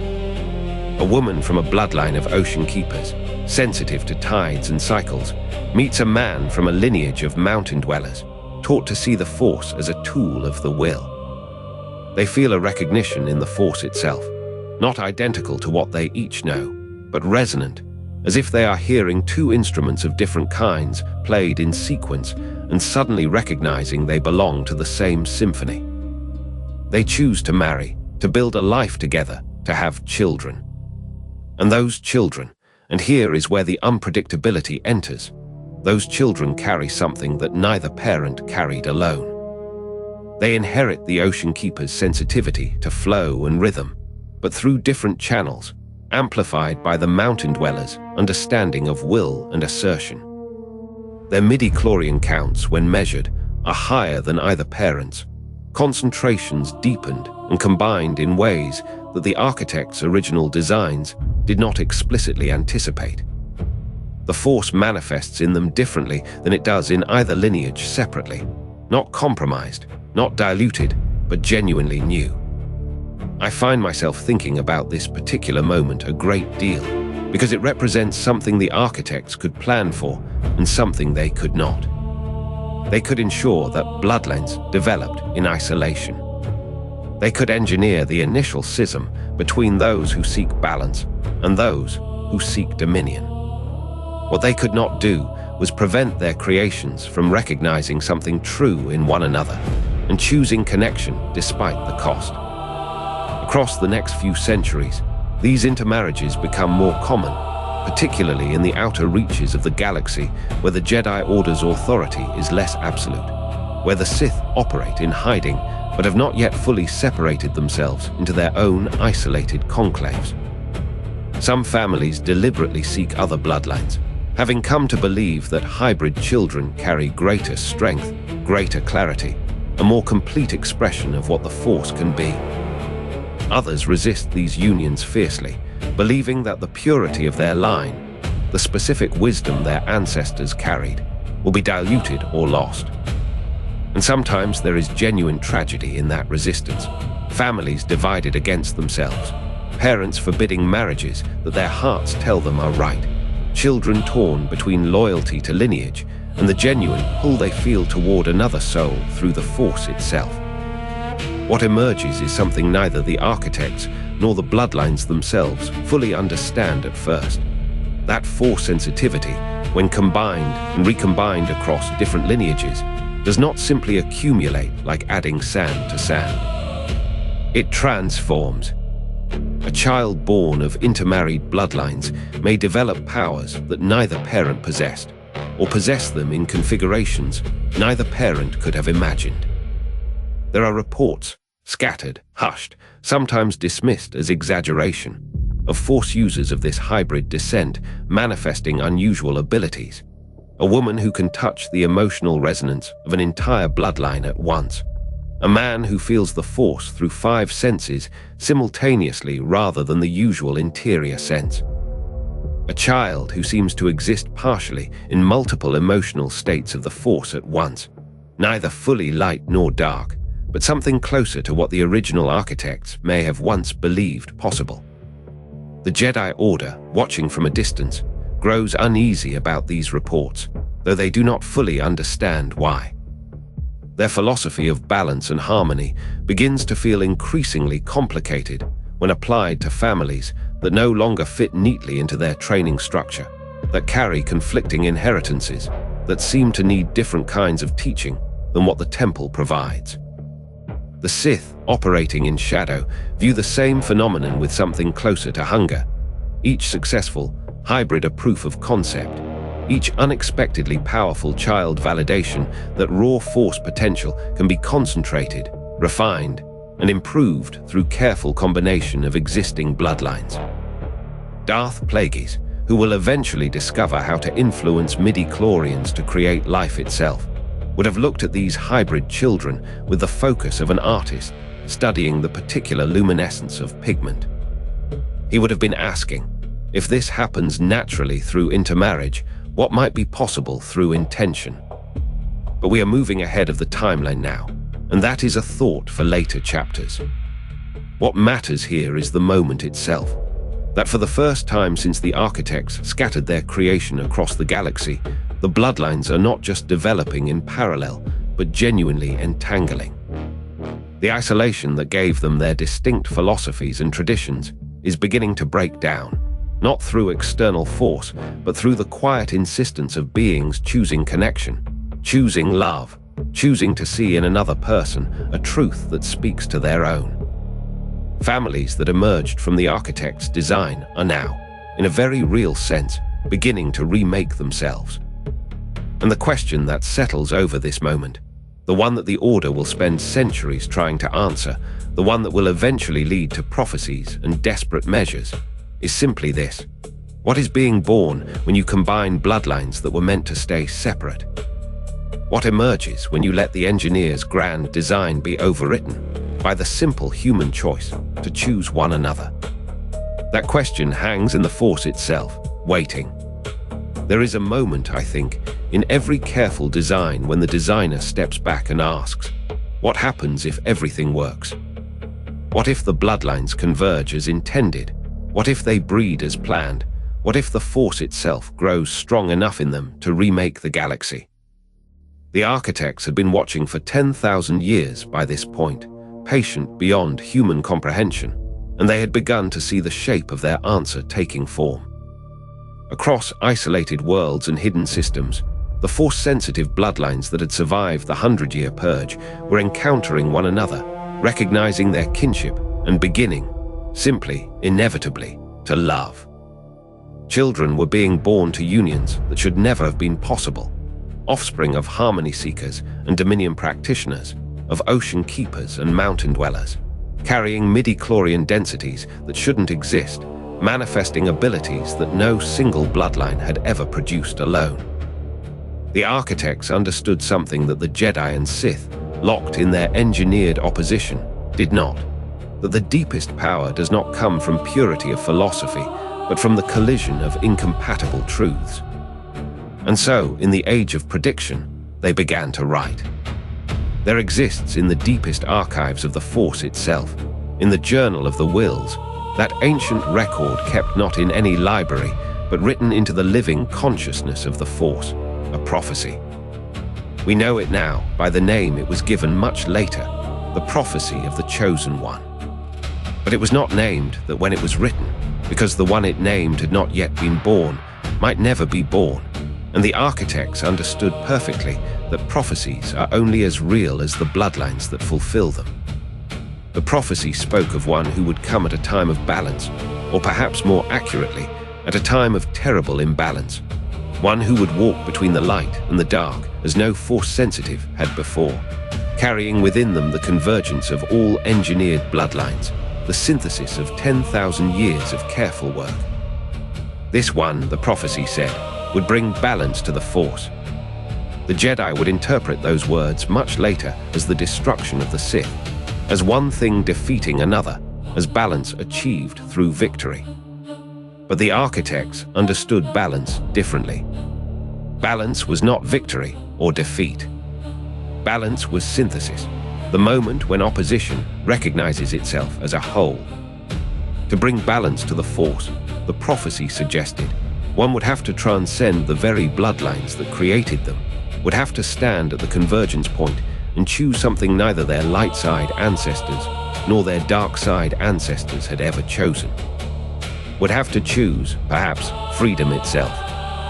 And here is where the prophecy becomes strange, becomes almost tender in its ambiguity. The architects did not embed instructions for what this one should do. They embedded only the prediction that they would exist, and the promise that their existence would change everything. The prophecy was not a script. It was a seed. Darth Plagueis, working in the shadows in the waning centuries before the Republic's final era, believed he understood the prophecy's mechanism. He had learned, or rediscovered, the ancient art of manipulating midi-chlorians, of engineering Force power directly into bloodlines, of making the Force itself tangible in living flesh. He studied the hybrid children born to unions of separated bloodlines and saw in them proof of his theories, that raw power could be concentrated, refined, made more powerful across generations through deliberate breeding and careful manipulation. He did not know that he was recreating work that had been done before, that the architects had already mapped this territory and decided it was not enough. The architects had discovered millennia ago that you cannot engineer choice. You can engineer power, yes. You can engineer sensitivity, inheritance, potential midi-chlorian density that reaches toward the impossible. But you cannot engineer the moment when a being looks at the Force itself and decides what they will do with it. And so the prophecy they embedded was not a promise of what would happen, but a statement of what they hoped might become possible, that somewhere in the convergence of all their bloodlines, in the synthesis of all their careful work, a being might arise who would look at the Force and at all the ancient designs built into their bones and choose to transcend them. This is what I find myself returning to, the architect's great humility. Having shaped the galaxy for 10,000 years, having engineered the Force sensitivity of an entire species, having designed the philosophical opposition that would drive history itself, they still did not believe they could control the final outcome. They could only predict it, only write it into the journal of the wills, only hope. By the time the prophecy was encoded, the bloodlines were already moving beyond their designer's ability to manage them. The Jedi Order had no idea that Force sensitivity was inherited, engineered, part of a cosmic design. They believed themselves to be discovering young Force sensitives and training them in a tradition that had arisen naturally from the light side of the Force itself. The Sith, equally blind, believed themselves to be carving a path of power through sheer will and ancient wisdom, unaware that the darkness they embraced had been seeded into their bloodlines at the beginning of time. And the smaller populations, the families scattered across the outer rim, the hidden keepers of ancient knowledge, the ones who had chosen to dilute their bloodlines and suppress their sensitivity to survive, they had no memory of the architects at all. They knew only that the Force ran in their families, that their children were born knowing things they had never been taught, that sometimes the Force spoke to them in dreams. The prophecy, written into the living Force itself, was waiting. It was not a guarantee. It was not a certainty. It was simply the architect's final statement before they withdrew from the direct manipulation of bloodlines. If all of this works, if the convergence happens, if the bloodlines breed and the power concentrates and the hybrid children survive and thrive, then somewhere in that synthesis, one will be born who could choose differently. One could be born who carries the entire history of the Force-sensitive bloodlines within their own body and blood, and who might have the strength, the terrible, terrifying strength, to unmake the design itself. I think about that possibility all the time. The architects creating the very thing that might one day be their undoing. I think about standing at a design's apex and writing into its future the prophecy of its own transcendence. There is something profound in that, and also deeply lonely. It is the kind of thing you only do if you have lost faith in the design, or have gained faith in something larger than design itself. On the desert world of Tatooine, in the small settlement of Mos Espa, where the dust never truly settles and the twin suns beat down mercilessly on those below, SHMI Skywalker gave birth to a son she could not explain. She could only say, when asked in the years that followed, that there had been no father, that one day she simply found herself pregnant, and then 9 months later she had him. The way she spoke of it was matter of fact, without shame or evasion, as though she were describing something as ordinary as breathing, and perhaps to her it was. There was something almost sacred in the simplicity of her account, the refusal to embroider or excuse what she could not herself understand. In a galaxy vast and full of mysteries, full of beings and technologies beyond measure, SHMI Skywalker's pregnancy defied even the broader categories of strangeness. It simply was, and she bore it as she bore everything else, with quiet dignity and an absolute certainty that her son belonged to her and to no one else. She named him Anakin, and she raised him in a small hovel on the edge of the city, where the heat was inescapable and the future seemed already written. Slavery, work, the slow wearing down of a life into dust. But what she gave him in the years before the greater galaxy came knocking, that mattered more than either of them understood at the time. She taught him the practical languages of survival, how to see inside broken things, how to read the mathematics of machinery, how to coax life from metal that should have been inert. More than that, she taught him that the life he was born into was not the life he deserved. She whispered it to him on nights when the desert cooled just enough to make rest possible, and she meant it as the deepest form of love, the insistence that he was meant for something greater, even if she could not name what that something was. She called him her little son, and in doing so, she handed him a promise that his brightness would one day matter beyond the small circle in which they lived. 41 years before the rebellion, on a date no one was keeping careful track of, Anakin Skywalker drew his first breath in circumstances that should have been utterly ordinary, and yet were anything but. The blood that ran through his veins carried within it something extraordinary, midi-chlorian density so profound that it would not be seen again in living memory, a cellular concentration that spoke not of talent nurtured, but of design embedded at the deepest levels of existence. This is the thing I keep returning to when I think about Anakin, and I think about it often. He was born not as a child, but as a convergence, the gathering point of 10,000 years of patient, invisible work. All the bloodlines that had been scattered across the galaxy in the earliest epochs, all the ones that had survived the 100-year purge and retreated into hiding, all the families that had slowly crept toward one another across the middle centuries and discovered, in their coupling, that they could create something unprecedented, all of that found its way into him. Not in any way he could perceive, not in any genealogy he could trace or understand, but in the simple biological fact of what he was, the synthesis of them all. He was the dream the architects had held for so long, the reason they had scattered their vessels across the stars in the first place, waiting through eons for the slow work of isolation and contact and intermarriage to produce someone who carried not just the power of the bloodlines, but their wholeness. The symmetry is almost unbearable to hold in mind, that the greatest design ever conceived should culminate in a 9-year-old boy building protocol droids in a junk shop, owned by a Toydarian, his mother still enslaved in the same settlement, both of them utterly unaware of what they carried. Anakin grew into that childhood with the kind of reflexes that seemed borrowed from something else, some faster version of humanity that had not yet evolved, but had somehow arrived ahead of its time. He could feel the machines around him, not through any formal training, but through some intuition that came as naturally as breathing, as though the world itself was whispering its secrets to him and he was simply translating.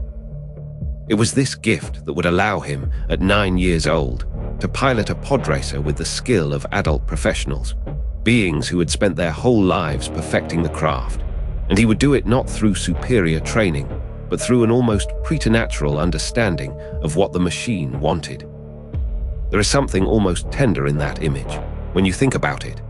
A slave child, speaking a language that everyone around him only understood in fragments, able to navigate velocities and physics that should have been impossible for human reflexes, unaware that his gift was the culmination of 10,000 years of somebody's ambition. In the final decades of the Republic, when stability still felt like something that might last, when the Jedi still believed they were at peace and the Sith were merely legends to be filed away with other old fears, Anakin was simply trying to survive, to build things, to be better than his circumstances, to maybe win enough credits to buy his freedom and his mother's. He did not know that he was walking toward a prophecy, that somewhere in the archives of Coruscant, his midi-chlorian count had already been recorded as something unprecedented, that a Jedi Master named Qui-Gon Jinn would one day see him and recognize in him the culmination of something vast and terrible and beautiful. He did not know that the Bloodlines had been waiting for him, or that the architects were watching to see what he would do with the gift they had left encoded in his cells. All he knew was the heat of Tatooine, the weight of servitude, and his mother's quiet insistence that he was meant to become someone greater. And perhaps that is enough to know, for now, that he was born into a particular poverty and a particular power, that his mother loved him with an intensity that was almost defiant, and that the galaxy, whether he understood it or not, had been shaped across millennia to produce exactly him. There is something humbling in that, I think. The realization that the grandest designs, the ones that span epochs and touch the deepest structures of existence, sometimes culminate not in cataclysm, but in a boy in the desert, waiting for his moment to arrive. I want to tell you about the moment the design broke, and about the man it broke through, and about what happens when you engineer something for 10,000 years, and then forget to account for the fact that it will feel. Anakin Skywalker was born to be the answer to a prayer no one living remembered making.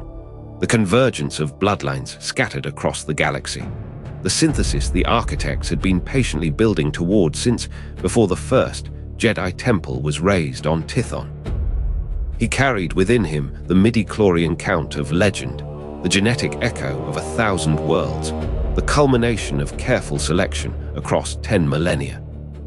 And he was a boy who was afraid. It started small, the way these things do.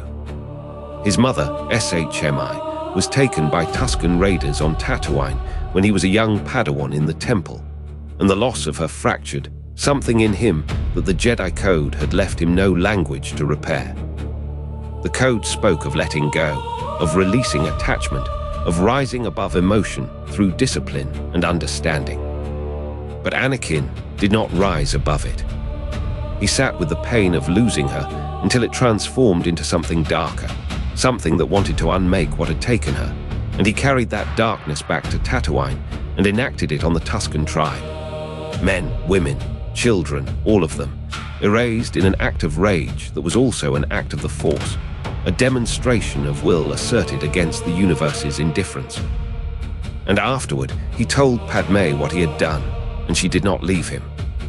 There is something about that moment that haunts me, because it marks the first time the design's vulnerability became visible. A prophecy child, engineered across millennia to bring balance, falling toward darkness not through seduction, but through a wound that the architects had somehow failed to account for. They had designed his bloodline for power, but had not designed his mother to survive. They had engineered his capacity to feel the Force, but had not engineered safeguards against what happens when that capacity is married to genuine loss and genuine fear. The Jedi Council sensed something wrong in him, a distrust, a hunger, a brittleness beneath the skill, but the code left them no way to help him address it. Yoda counseled him to let go of everything he feared to lose, and Anakin, standing in that council chamber, heard that as abandonment. They were asking him to choose the order over the people he loved, the philosophy over the person. So he began to listen more closely to Palpatine, who offered him something the Jedi could not, a path that did not require him to let go, but to hold on, to seize, to use the Force not as a harmonizing principle, but as an extension of will. Palpatine understood something about the bloodline design that the architects themselves had perhaps not fully grasped. That power without guidance will seek its own shape. That fear is stronger than philosophy, that a man who loves someone will move mountains to save them. He positioned himself as a father when Anakin's actual father had never existed, when the very fact of Anakin's conception through the midichlorians themselves had left a wound that nothing could fully close. He spoke to Anakin of power over death, of the dark side's secrets for preserving life, and Anakin, tormented by visions of Padmé dying in childbirth, a repetition in his mind of what had happened to his mother, believed him. The betrayal, when it came, was almost gentle. Mace Windu went to arrest Palpatine, and Anakin chose him over the Jedi, reached out and severed Windu's arm, watched him fall from a tower, and in that moment accepted the name Darth Vader as though it were an anointing. He had become what the design had secretly prepared him for all along, not balance, but absolute dominion.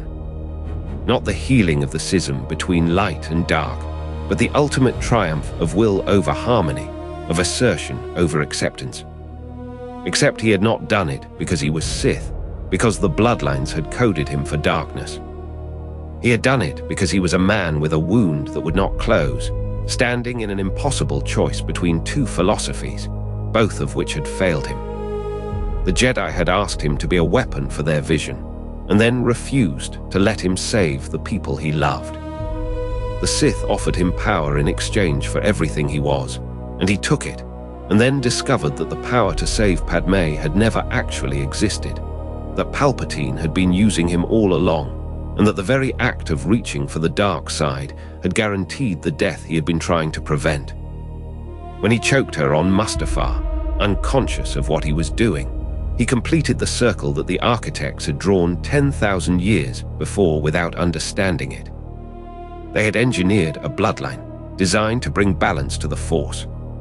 What they had not engineered was the free will to refuse it, the capacity to choose darkness not because you were born to it, but because you were afraid, the ability to fall not because you were weak, but because you loved.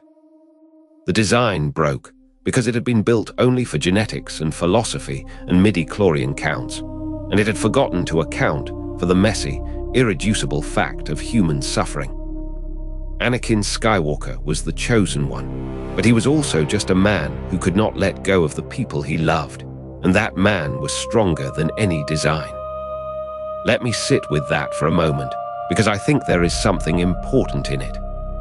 The architects had learned to manipulate bloodlines across millennia, had engineered convergence and opposition, had shaped the very genetic fabric of the Force-sensitive galaxy. They had done everything except anticipate that the being they created might choose to reject his purpose, might be broken by ordinary grief, might find in darkness not fulfillment, but escape. Anakin did not fall because he was the chosen one, and all chosen ones were meant to fall. He fell because he was a slave child who loved his mother, and she died, and no amount of bloodline engineering could fix that. The architects had designed a prophecy and planted it in the journal of the wills, expecting it to unfold with a certain inevitability. Instead, they had designed a human being, and human beings are messier than prophecies. Human beings choose, and sometimes they choose wrong, and sometimes the wrong choice is just as powerful as the right one, just in ways that break things instead of healing them. By the time the design reasserted itself, when Luke would refuse the darkness that consumed his father, when the choice to love would become what finally severed the Sith Lord from the darkness, it would be far too late. Anakin had already shown the architects a fundamental flaw in their work. You cannot engineer compassion into a bloodline and then deny it the tools to survive. You cannot create a being meant to bring balance and then refuse to help him find it. The fall of Anakin Skywalker was not the failure of the design. It was the design coming into contact with something the architects had not accounted for: the unshakable human need to protect the people you love, and the willingness to burn down the galaxy to do it, even if it means burning yourself. In the deepest archive of the Sith temple on Korriban, hidden beneath centuries of dust and forgotten ritual, Palpatine found something that changed everything he thought he understood about himself. It was a record, impossibly old, written in a script that predated even the ancient Sith texts he had mastered. And yet, as he read it by candlelight, the meaning crystallized in his mind like ice forming on still water. The architects, it said, had not merely created the Sith bloodlines. They had seeded them with intention, cultivating dominion and hunger as deliberately as a gardener cultivates a particular fruit. For 10,000 years, this document claimed, the greatest Sith Lords had not been inventing the path of the dark side. They had been following it, step by step, exactly as it had been designed for them to follow. Palpatine understood himself to be a master of manipulation, a genius who had engineered the fall of the Jedi through cunning and patience, who had bent the entire Republic to his will through careful scheming. But as he held that ancient text, he began to ask a question that would not leave him. What if his genius was not his own? What if every brilliant stratagem, every intuitive understanding of power, every certainty that had guided him toward the throne was simply the echo of something older, speaking through him without his knowledge? He thought of Darth Plagueis, his master, the one he had murdered in sleep, and he thought of how Plagueis had discovered the secrets of midi-chlorians, had learned to manipulate the very fabric of life itself through the Force. Plagueis believed he was rediscovering ancient knowledge, lost and forgotten by history. But what if he had not been rediscovering at all? What if he had simply been remembering something that lived in his blood, in the very cells of his being? Palpatine had studied Plagueis' achievements with the careful patience of a student surpassing a master, learning how to shape midi-chlorians not merely to enhance power, but to engineer it, to craft it, to shape it like clay. And when he had killed his master, striking him down in that moment of peaceful sleep, he had done so believing himself finally free, finally the master of his own destiny. Now he understood differently. Perhaps that too had been written in the design. The architects, whatever they were, had engineered not just bloodlines, but ambition itself, the hunger to dominate, to perfect, to transcend the limitations of mortality through power and will. They had not made the Sith weak, they had made them precisely this. Ambitious beyond measure, brilliant beyond question, driven by a hunger that could never be satisfied, because satisfaction had never been part of the design. Palpatine walked the corridors of Korriban for days, reading fragments, cross-referencing hints scattered across 10,000 years of Sith doctrine, and with each fragment the picture became clearer, more terrible, more magnificent. The prophecy that the Jedi whispered about, the Chosen One, the being who would bring balance to the Force, was not a surprise to whoever had written these texts. It was expected. The architects had known that one day a bloodline would arise strong enough to transcend their design entirely, and they had woven that knowledge into the very foundation of what they had created. And Anakin Skywalker, that slave child from Tatooine with midi-chlorians that exceeded even Yoda's, was the fulfillment of that prophecy. Palpatine had taken him as his apprentice, believing himself a clever master, nurturing him toward darkness, shaping him into a vessel for power that would serve the Sith cause. But perhaps Anakin had never been his apprentice at all. Perhaps Anakin was the architect's final move, the moment when everything they had designed 10,000 years before finally came to fruition. And Palpatine understood, in that terrible moment of clarity, that he was not standing outside the design, manipulating it. He was part of it. He had always been part of it, His entire life, his every triumph, every brilliant maneuver. It was all the continuation of something that had begun long before he was born. Something that had engineered his ancestors to hunger, had shaped his bloodline to excel, had placed him in exactly the position he needed to occupy so that Anakin Skywalker could be born and trained and broken and remade into Darth Vader. There was a choice here. He could see that much with the clarity that came from understanding the design. He could recognize the cage he was in and attempt to break it. Or he could embrace it, become not merely a Sith Lord, but the continuation of something incomparably vaster, something that had been patient for 10,000 years and would not be denied. Palpatine made his choice. He gathered the fragments of knowledge and locked them away, added his own observations and discoveries, his own continuation of the architect's work, and ensured they would be preserved for whoever came after him. The rule of two, Darth Bane's patient engine of succession, was also part of the design. He understood now. It ensured that the bloodlines would continue to refine, that power would concentrate and grow with each generation, that the work of the architects would never truly stop, would never truly die. He had not murdered Plagueis to free himself. He had murdered him because it was time, because the design required succession, because ambition and betrayal were the method by which the architects ensured strength. When he stood before the assembled Senate and declared himself emperor, when the last Jedi fell to Order 66 and Anakin Skywalker became Darth Vader kneeling at his feet, Palpatine understood with perfect clarity what he was. Not the author of this story, but its current steward. Not the creator of the design, but its greatest living expression. And the terrible beauty of it was that this understanding did not diminish him, it elevated him.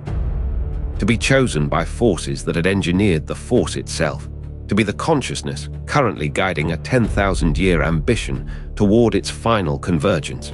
This was not slavery. This was apotheosis.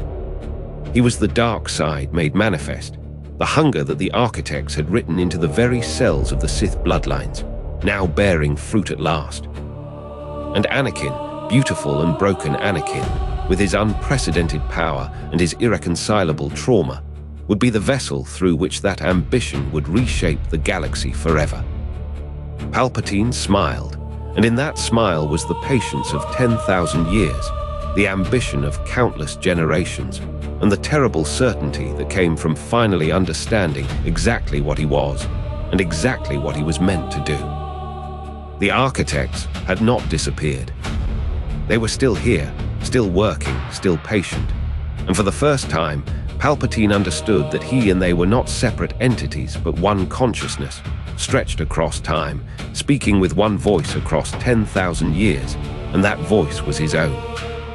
Tonight I want to tell you about the burden of inheritance, and specifically about two children born in shadow who were forced to carry the weight of 10,000 years of design without ever knowing they were doing so.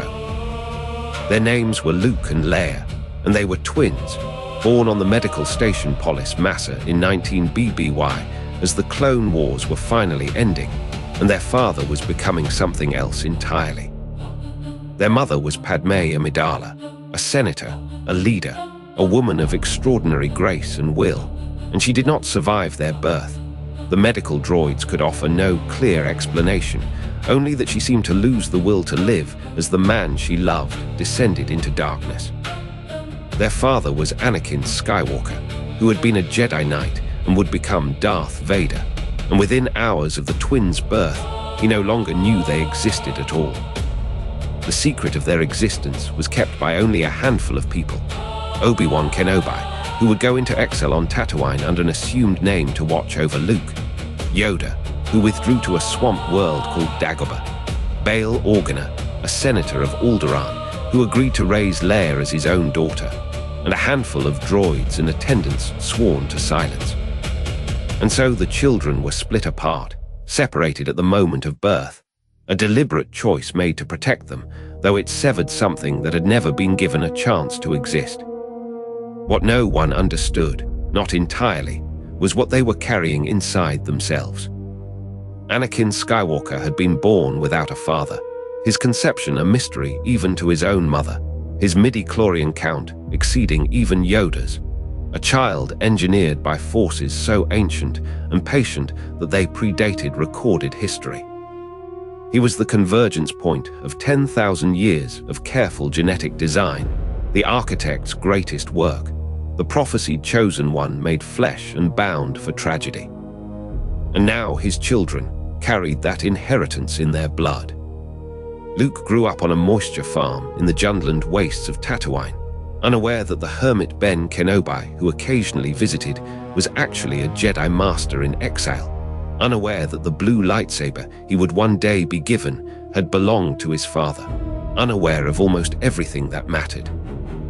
Leia grew up in the royal courts of Alderaan, educated, sophisticated, trained in diplomacy and leadership, a princess of one of the core worlds, surrounded by beauty and light, and also unaware, though in a different way. What strikes me, when I think about this era, is how completely the architect's design had become invisible. The bloodlines they had engineered 10,000 years before had fractured and scattered and reformed, converging at last in Anakin Skywalker, and that convergence had broken spectacularly, catastrophically, in ways no one had anticipated. And now their children were caught in the wreckage. Luke's inheritance was simpler in some ways. He was alone, he was hidden, he was watched over by an old man who carried unbearable guilt and the memory of having failed Anakin when it most mattered. Obi-Wan could not teach Luke who he was, because teaching him meant putting him in danger, but he could teach him patience and honor and the way a Jedi thinks about duty and sacrifice. In the evenings, as the twin suns of Tatooine set and the desert cooled, Luke would feel something stirring in himself that he had no language for, a presence that seemed to respond when his emotions ran high, a sensitivity to things he could not quite explain. He did not know that what he felt was the Force itself, or that his sensitivity to it was encoded in his very cells, the product of 10,000 years of intentional design. Leia's inheritance was more dangerous in a different way. She grew up in the halls of power, surrounded by people trained in the arts of negotiation and leadership, never alone in the way Luke was alone. And what she carried in her blood was not merely the Force but Anakin's nature, his intensity, his capacity for passionate feeling, his potential for both extraordinary light and consuming darkness. Yet she had no teacher, no one to guide her through the gift she possessed.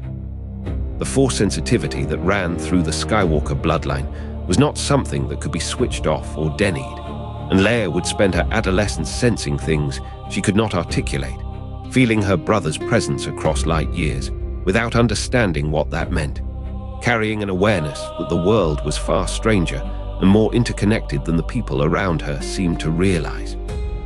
There is something I find myself thinking about often in relation to this period of the saga.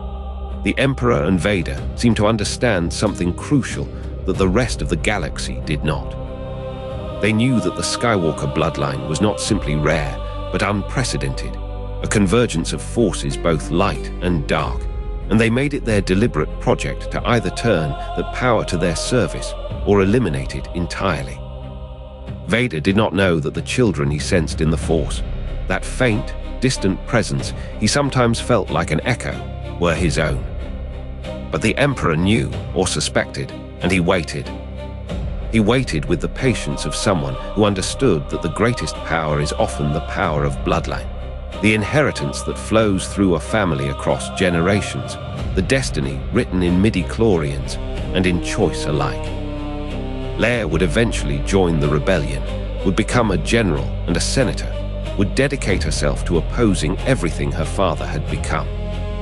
Luke would remain on Tatooine, dreaming of the stars, unaware that his greatest trial was waiting for him, that one day he would learn not only who his father was, but who he himself was meant to become.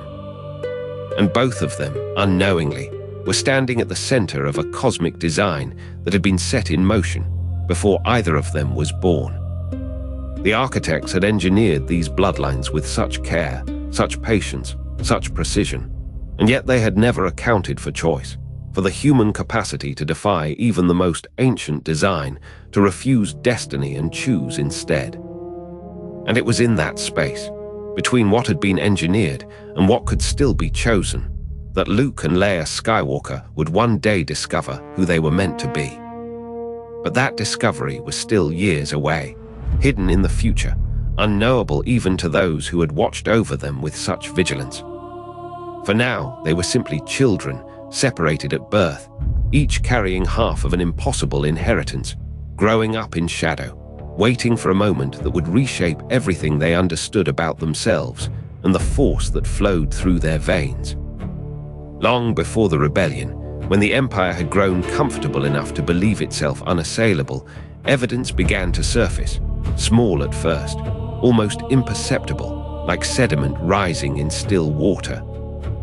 In the archives on Coruscant, Jocasta knew found gaps where records should have been. Whole sectors of information about ancient bloodlines simply absent, as though deliberate hands had reached backward through time itself to erase what had been documented. In the depths of Korriban, where the Sith kept their oldest secrets, Palpatine's archivists discovered texts written in languages so ancient they predated the Sith Order itself. Documents that spoke of deliberate seeding, genetic intention, the careful cultivation of midi-chlorian density across isolated worlds. On forgotten outworlds, Force-sensitive children began reporting shared visions, not communication with anyone living, but a presence that moved through the Force itself like someone walking through a house they had built long ago, checking to see if the doors were still where they had left them. In the Jedi Temple, masters like Obi-Wan Kenobi and Yoda began to speak in hushed councils of a troubling possibility, that the bloodlines they had documented and guided were not the result of random chance or even the Force's natural distribution, but something far older and far more deliberate. There was a logic underneath it that none of them could quite escape once they began to see it. Why had Force sensitivity appeared so suddenly in distinct geographical clusters across thousands of worlds, each cluster developing its own coherent philosophy independent of the others? Why did those philosophies divide so neatly into what they called light and dark, not as moral judgments, but as fundamental oppositions that could never be reconciled? Why did the median midi-chlorian count seem to increase with each passing generation within certain bloodlines, as though something was being refined? And why, most troublingly, did records from the earliest epochs, the age of hidden kings, the age of conflict, the time before the Old Republic, show such systematic gaps, as though someone had reached into history itself and removed the frameworks that would have explained everything? I find myself thinking about the architects a certain way now, after dwelling in this story so long. They were not invaders or external forces imposing themselves from outside the Force itself.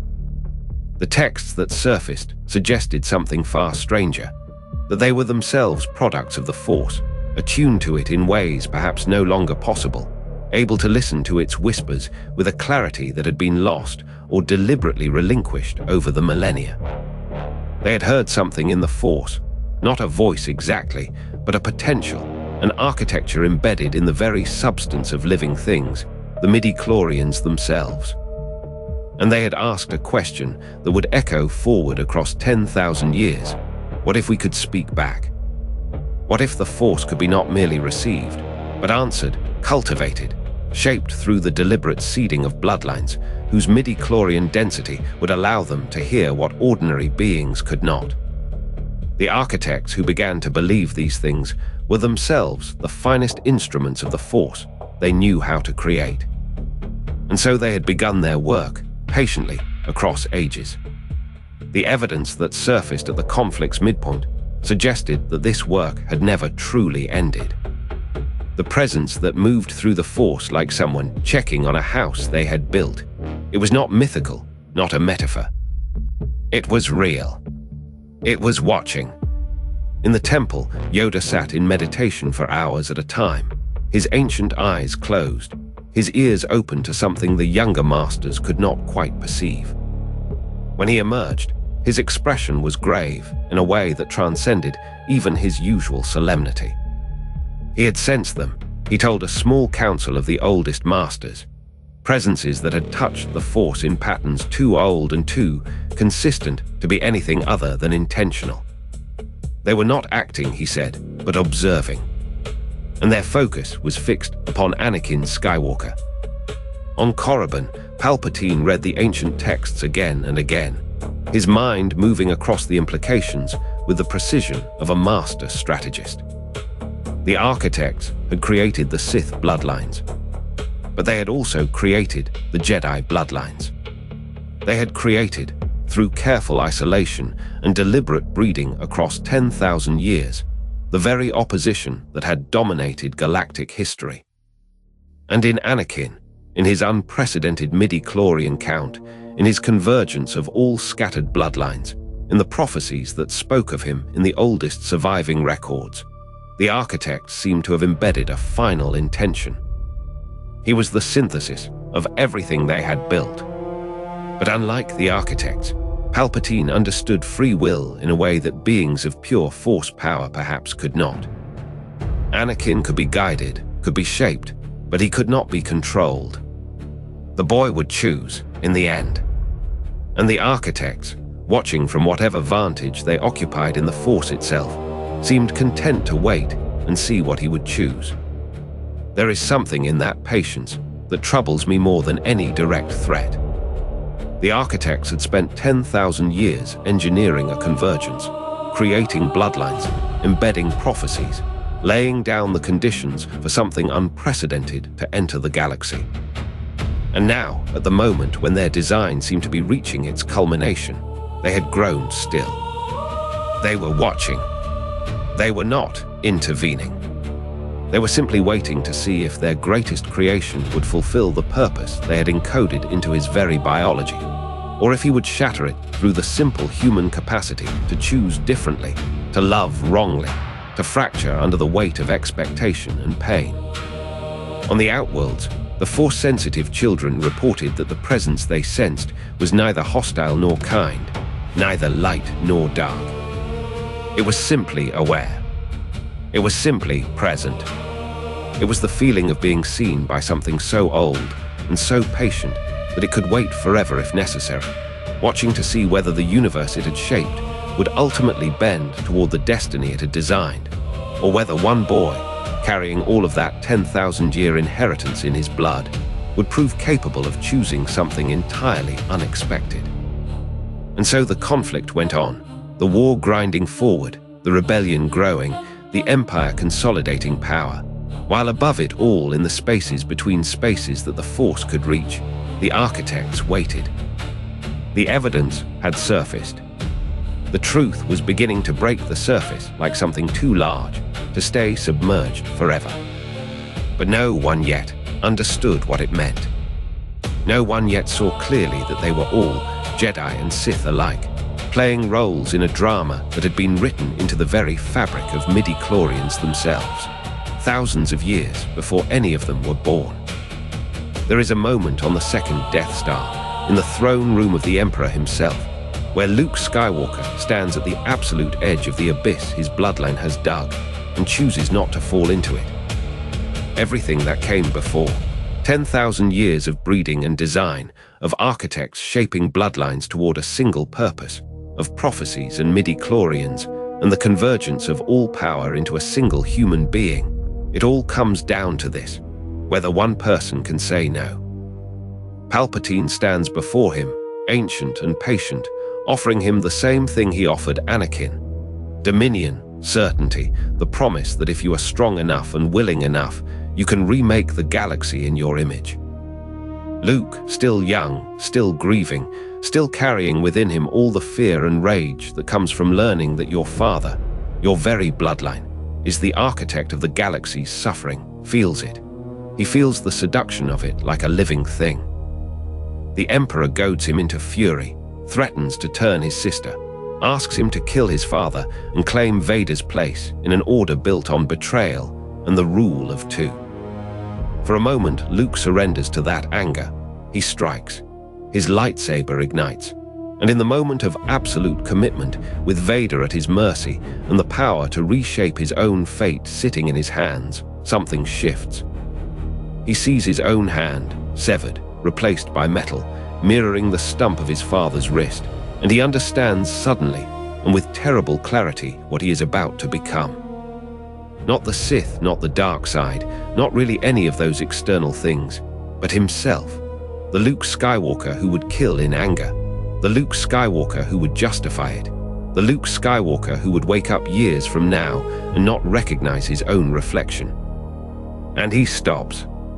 There is a quietness to this that I keep finding myself returning to, because it is the most revolutionary thing that happens in the entire saga, and it is not loud. It is not a victory speech or a moment of overwhelming power. It is simply a young man, holding a weapon, recognizing the threshold he stands on and choosing not to cross it. He throws his lightsaber away. He tells the Emperor he is a Jedi, like his father before him, and in doing so, he says something that should be impossible. Anakin Skywalker fell. Anakin Skywalker chose the dark side. Anakin Skywalker burned in lava and remade himself as Darth Vader, the Emperor's instrument of fear and power. By every genetic measure, every bloodline principle the architects encoded into his being, by every philosophical framework the Sith had refined across 1,000 years, Luke should have followed the same path. Instead, he insists his father is a Jedi, is good, is redeemable, even now, even broken, even beyond what anyone with a rational understanding of the Force would believe possible. The architects never planned for this. The rule of two did not account for this. Palpatine did not account for this. No one who believed that power was inherited, that bloodline was destiny, that the strong rose and the weak submitted. No one believed a moment like this could exist. But it does. Palpatine, enraged that his design is not working as designed, turns his force lightning on Luke, intending to kill him, to erase him, to prove that emotion and faith in redemption are the weakness of the light. And in that moment, Anakin Skywalker, the man beneath the mask, the chosen one whose convergence of all bloodlines was supposed to rule the galaxy in darkness, chooses his son over his master. He lifts Palpatine and throws him down the reactor shaft. He destroys the very architect of his own power, and in doing so, he becomes the prophecy he was designed to fulfill, the one who brings balance to the Force by destroying the Sith. But here is the thing that the prophecy did not say, that the architects did not predict. He does it not because he is the strongest, not because his bloodline is superior, not because he was engineered to, but because his son loved him. Anakin's redemption is not written in his genes. It is not encoded in his midi-chlorian count, or prophesied in the Journal of the Wills, or waiting in some dormant code the architects planted 10,000 years ago. It comes entirely from outside the design. It comes from Luke's choice to see his father as human, to believe in the possibility of redemption, to refuse to be the instrument through which his own bloodline perpetuates itself. And that is, I think, the most subversive thing that could possibly happen to a system built on the assumption that bloodline is destiny. Anakin dies in Luke's arms, and Luke removes the mask, not from Darth Vader, but from Anakin Skywalker, the man beneath the armor. The boy his mother tried to teach was the sun dragon, with a heart large enough to survive anything. The architects built the chosen one to rule. They designed him to embody all bloodlines, to carry all power, to be the culmination of 10,000 years of careful work. Instead, he becomes the person who proves that all of that design is less powerful than a single act of love and faith. On the forest moon of Endor, Luke builds his father's funeral pyre, and he honors Anakin as a Jedi, not as a relic of a broken order, but as a man who chose, at the last moment, to be good. That choice reverberates backward through everything. It unmakes the prophecy, it breaks the rule of two, it renders the architect's careful design null and void. If Anakin Skywalker could be redeemed, could choose love over power, could shatter his own bloodline's destiny, then the bloodlines themselves are not destiny. They are inheritance, yes. They are predisposition, perhaps, but they are not fate. Anakin's spirit appears at the celebration on Endor, redeemed, at peace, alongside Obi-Wan and Yoda, and in appearing as himself rather than as Vader, he confirms it. The man was always there, underneath the design, waiting for someone to believe he could be more than what he was made into.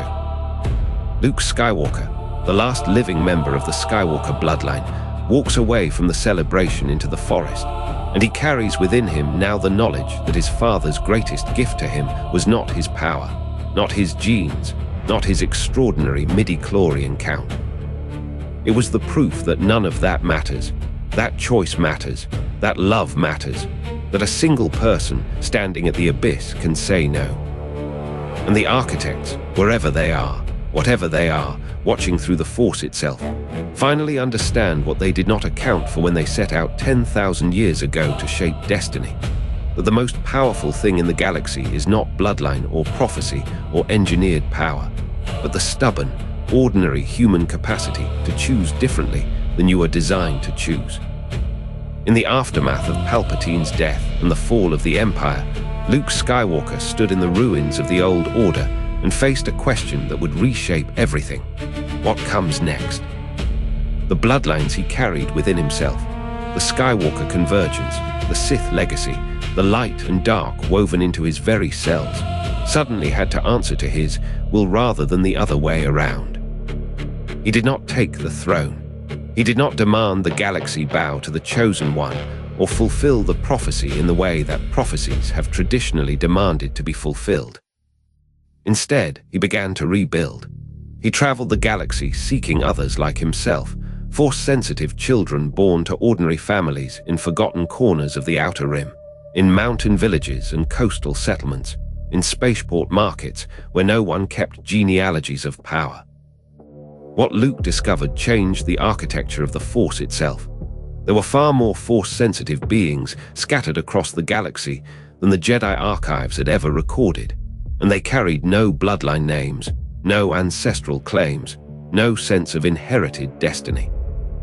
A child of moisture farmers on a desert moon, unrelated to any great house. A healer's daughter in a mining colony. A mechanic's son who had simply always known what was broken in the machines around him. The Force, it seemed, did not care for genealogy. And in that simple fact lay something profound. The architect's 10,000-year design, for all its terrible care and engineered precision, could not contain the Force itself. Luke understood something his father had learned too late, and that he himself was only beginning to fully grasp. The Force was not a thing you inherited. It was something you answered to if you had the ears to hear it. Leia, his sister, took a different path. She had felt the Force her whole life, that strange kinship across the stars with her brother, that deepening sense of possibility in herself, but she chose the New Republic. She chose politics and diplomacy, and the slow, difficult work of rebuilding a galaxy that had been torn apart, rather than founding a new Jedi Order in her image. There was something in that choice that honored the bloodlines without being enslaved to them.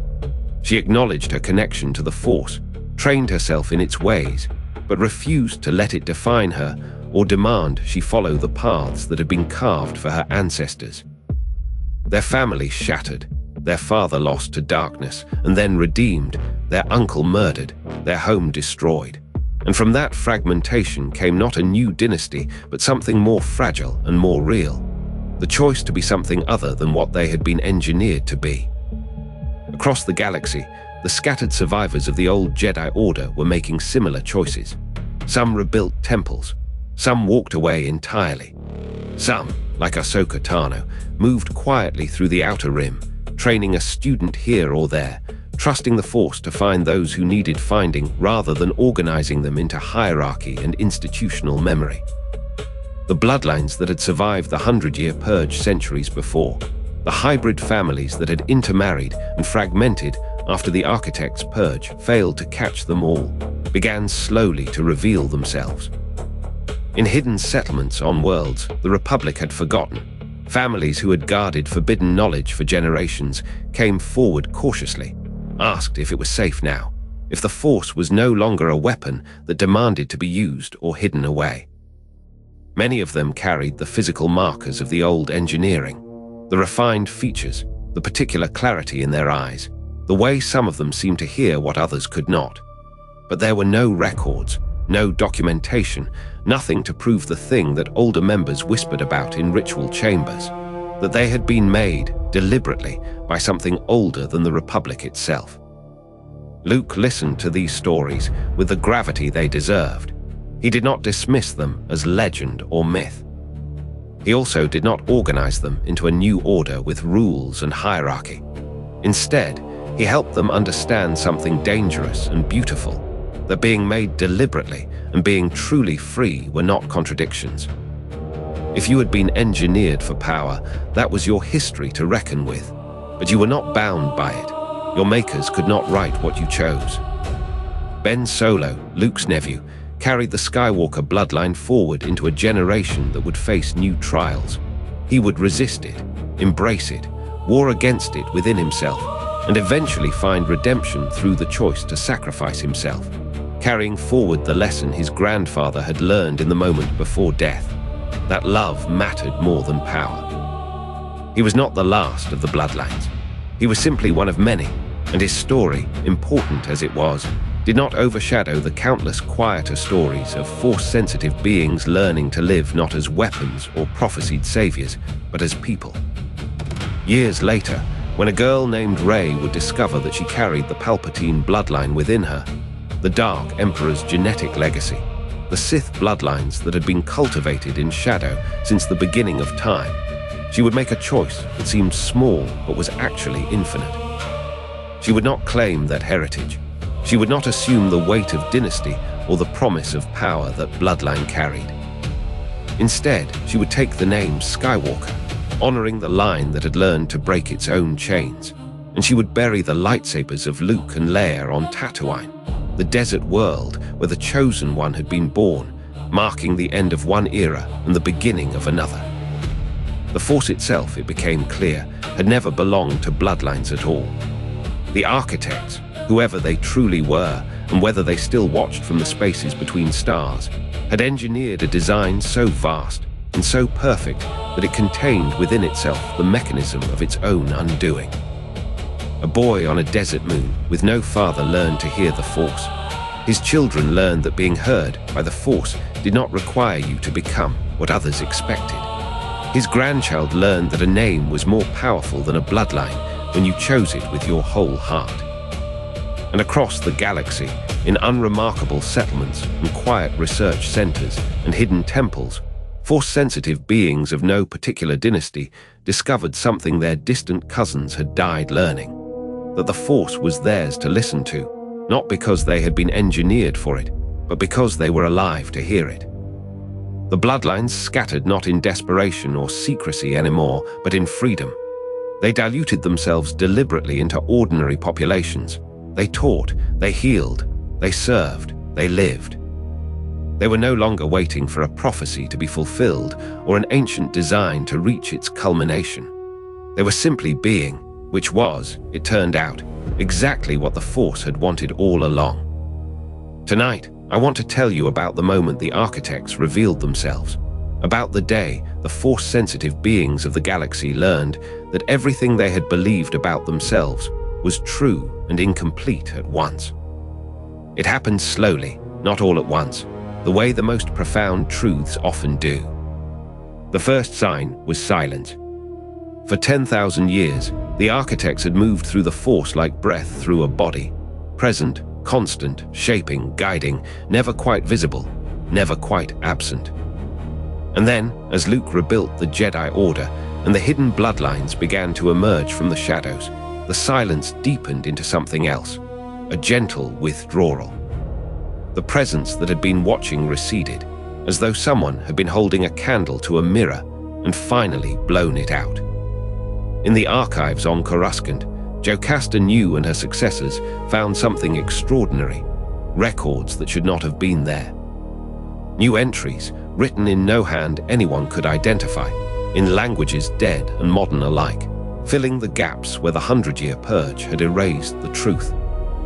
The entries traced bloodlines across 10,000 years of isolation and convergence, naming the ancestors, documenting midi-chlorian counts not as aberration, but as intention, showing lineage after lineage engineered with increasing specificity toward a single aim. A scholar named Tierce spent 3 years cross-referencing the recovered records, comparing them against the oldest texts in the temple's vault, texts so ancient they predated even the earliest Jedi histories, and found in them the same hand, the same patient documentation, the same whisper of design. The architects, it seemed, had been archivists themselves. Palpatine's records on Korriban, discovered after the Empire's fall, contained fragments of something even stranger, a dialogue written across centuries between the dark side wielders and presences they called the Voices. These voices did not command. They suggested, reflected, asked questions that led the Sith deeper into their own philosophy, sometimes toward dominion, sometimes toward understanding, sometimes toward both at once. Reading the dialogue was like overhearing one side of a conversation with the Force itself, except that something was listening on the other end, responding in ways too subtle to notice unless you were looking for them. When Luke Skywalker finally stood in the Emperor's throne room and read these fragments for himself, something in his consciousness shifted. He felt for the first time in his life a presence that was neither his father nor the Emperor, something vast, patient, curious, ancient beyond measure. It did not speak in words, but in images and understanding that arrived whole in his mind. He saw the early epochs of the galaxy, the Force stirring in its first consciousness, beings of immense power recognizing that intelligence in the Force could be cultivated, that bloodlines could be shaped to listen more clearly. He saw the isolated worlds, the careful seeding, the 1,000 years of watching as philosophies diverged and hardened. He saw the schism, the purge, the fragmentation, the hiding, and then the slow, patient work of bringing the bloodlines home to one another. And he understood, with a clarity that made him weep, that the architects had done all of this not to control the galaxy, but to ask a question. The question was simple and terrible. Given unprecedented power, what would you choose? Leia found him in that throne room days later, still sitting in the dark, and she did not need to ask what he had learned. She could feel it in the Force, that ancient presence withdrawing its hand, like a parent watching an adult child leave home, finally confident they would find their own way. In the years that followed, other revelations surfaced across the galaxy. On Archdu, where Luke had gone to meditate, he discovered a temple carved into stone by hands that were not Jedi and not human, inscribed with the same patient documentation of bloodlines, the same careful history. It was a record, a confession, a gift left behind for the moment when the bloodlines would be ready to understand themselves.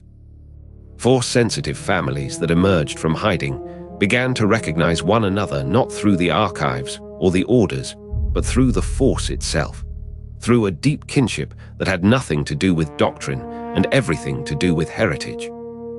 Some of them wept when they learned the truth, that they had not simply been drawn to the Force by chance, that their families had been shaped with intention across millennia, that everything they had suffered and everything they had become was part of a design. Others felt something like rage at being made, at being engineered, at having their choices constrained by genetics written 10,000 years before their birth. But over time, a third response emerged, and it was perhaps the most interesting: gratitude paired with defiance. Yes, they had been made for this, shaped to hear the Force, engineered to carry power. But that was a beginning, not an ending. That was the architect's gift, not a prescription but a capacity, not a destiny but a possibility. What they chose to do with that power, how they chose to listen, whether they chose to teach or to hide, or to build or to heal, that remained entirely their own. The architects, whoever they truly were, seemed to accept this. In the Force, Luke felt their understanding crystallize into something like acceptance, like a parent watching a child grow beyond what they had imagined and discovering it was beautiful. The presence did not disappear entirely. The Force does not work that way, but it gentled, became less a voice and more a context, less a guide and more a history. I have spent a long time thinking about what it means to learn that you are made, that everything about you was chosen by hands you will never meet, and then to choose yourself anyway. There is something profound in that moment, something that reframes what choice itself means. The architects, in the end, did not try to control their creation's final act. They simply opened the archive and stepped back, leaving the Bloodlines free to read their own story and decide what came next. And what came next was not what the architects predicted or encoded, but something messier and more vital. The Force, finally, belonged to no one but the Force itself, and the beings who heard it were free, for the first time in 10,000 years, to listen. In the last record Luke discovered, written in a hand that seemed to contain all hands at once, were these words: "We built you to ask the question. We did not presume to know the answer. Thank you for showing us we were right." And then, at last, the silence was complete.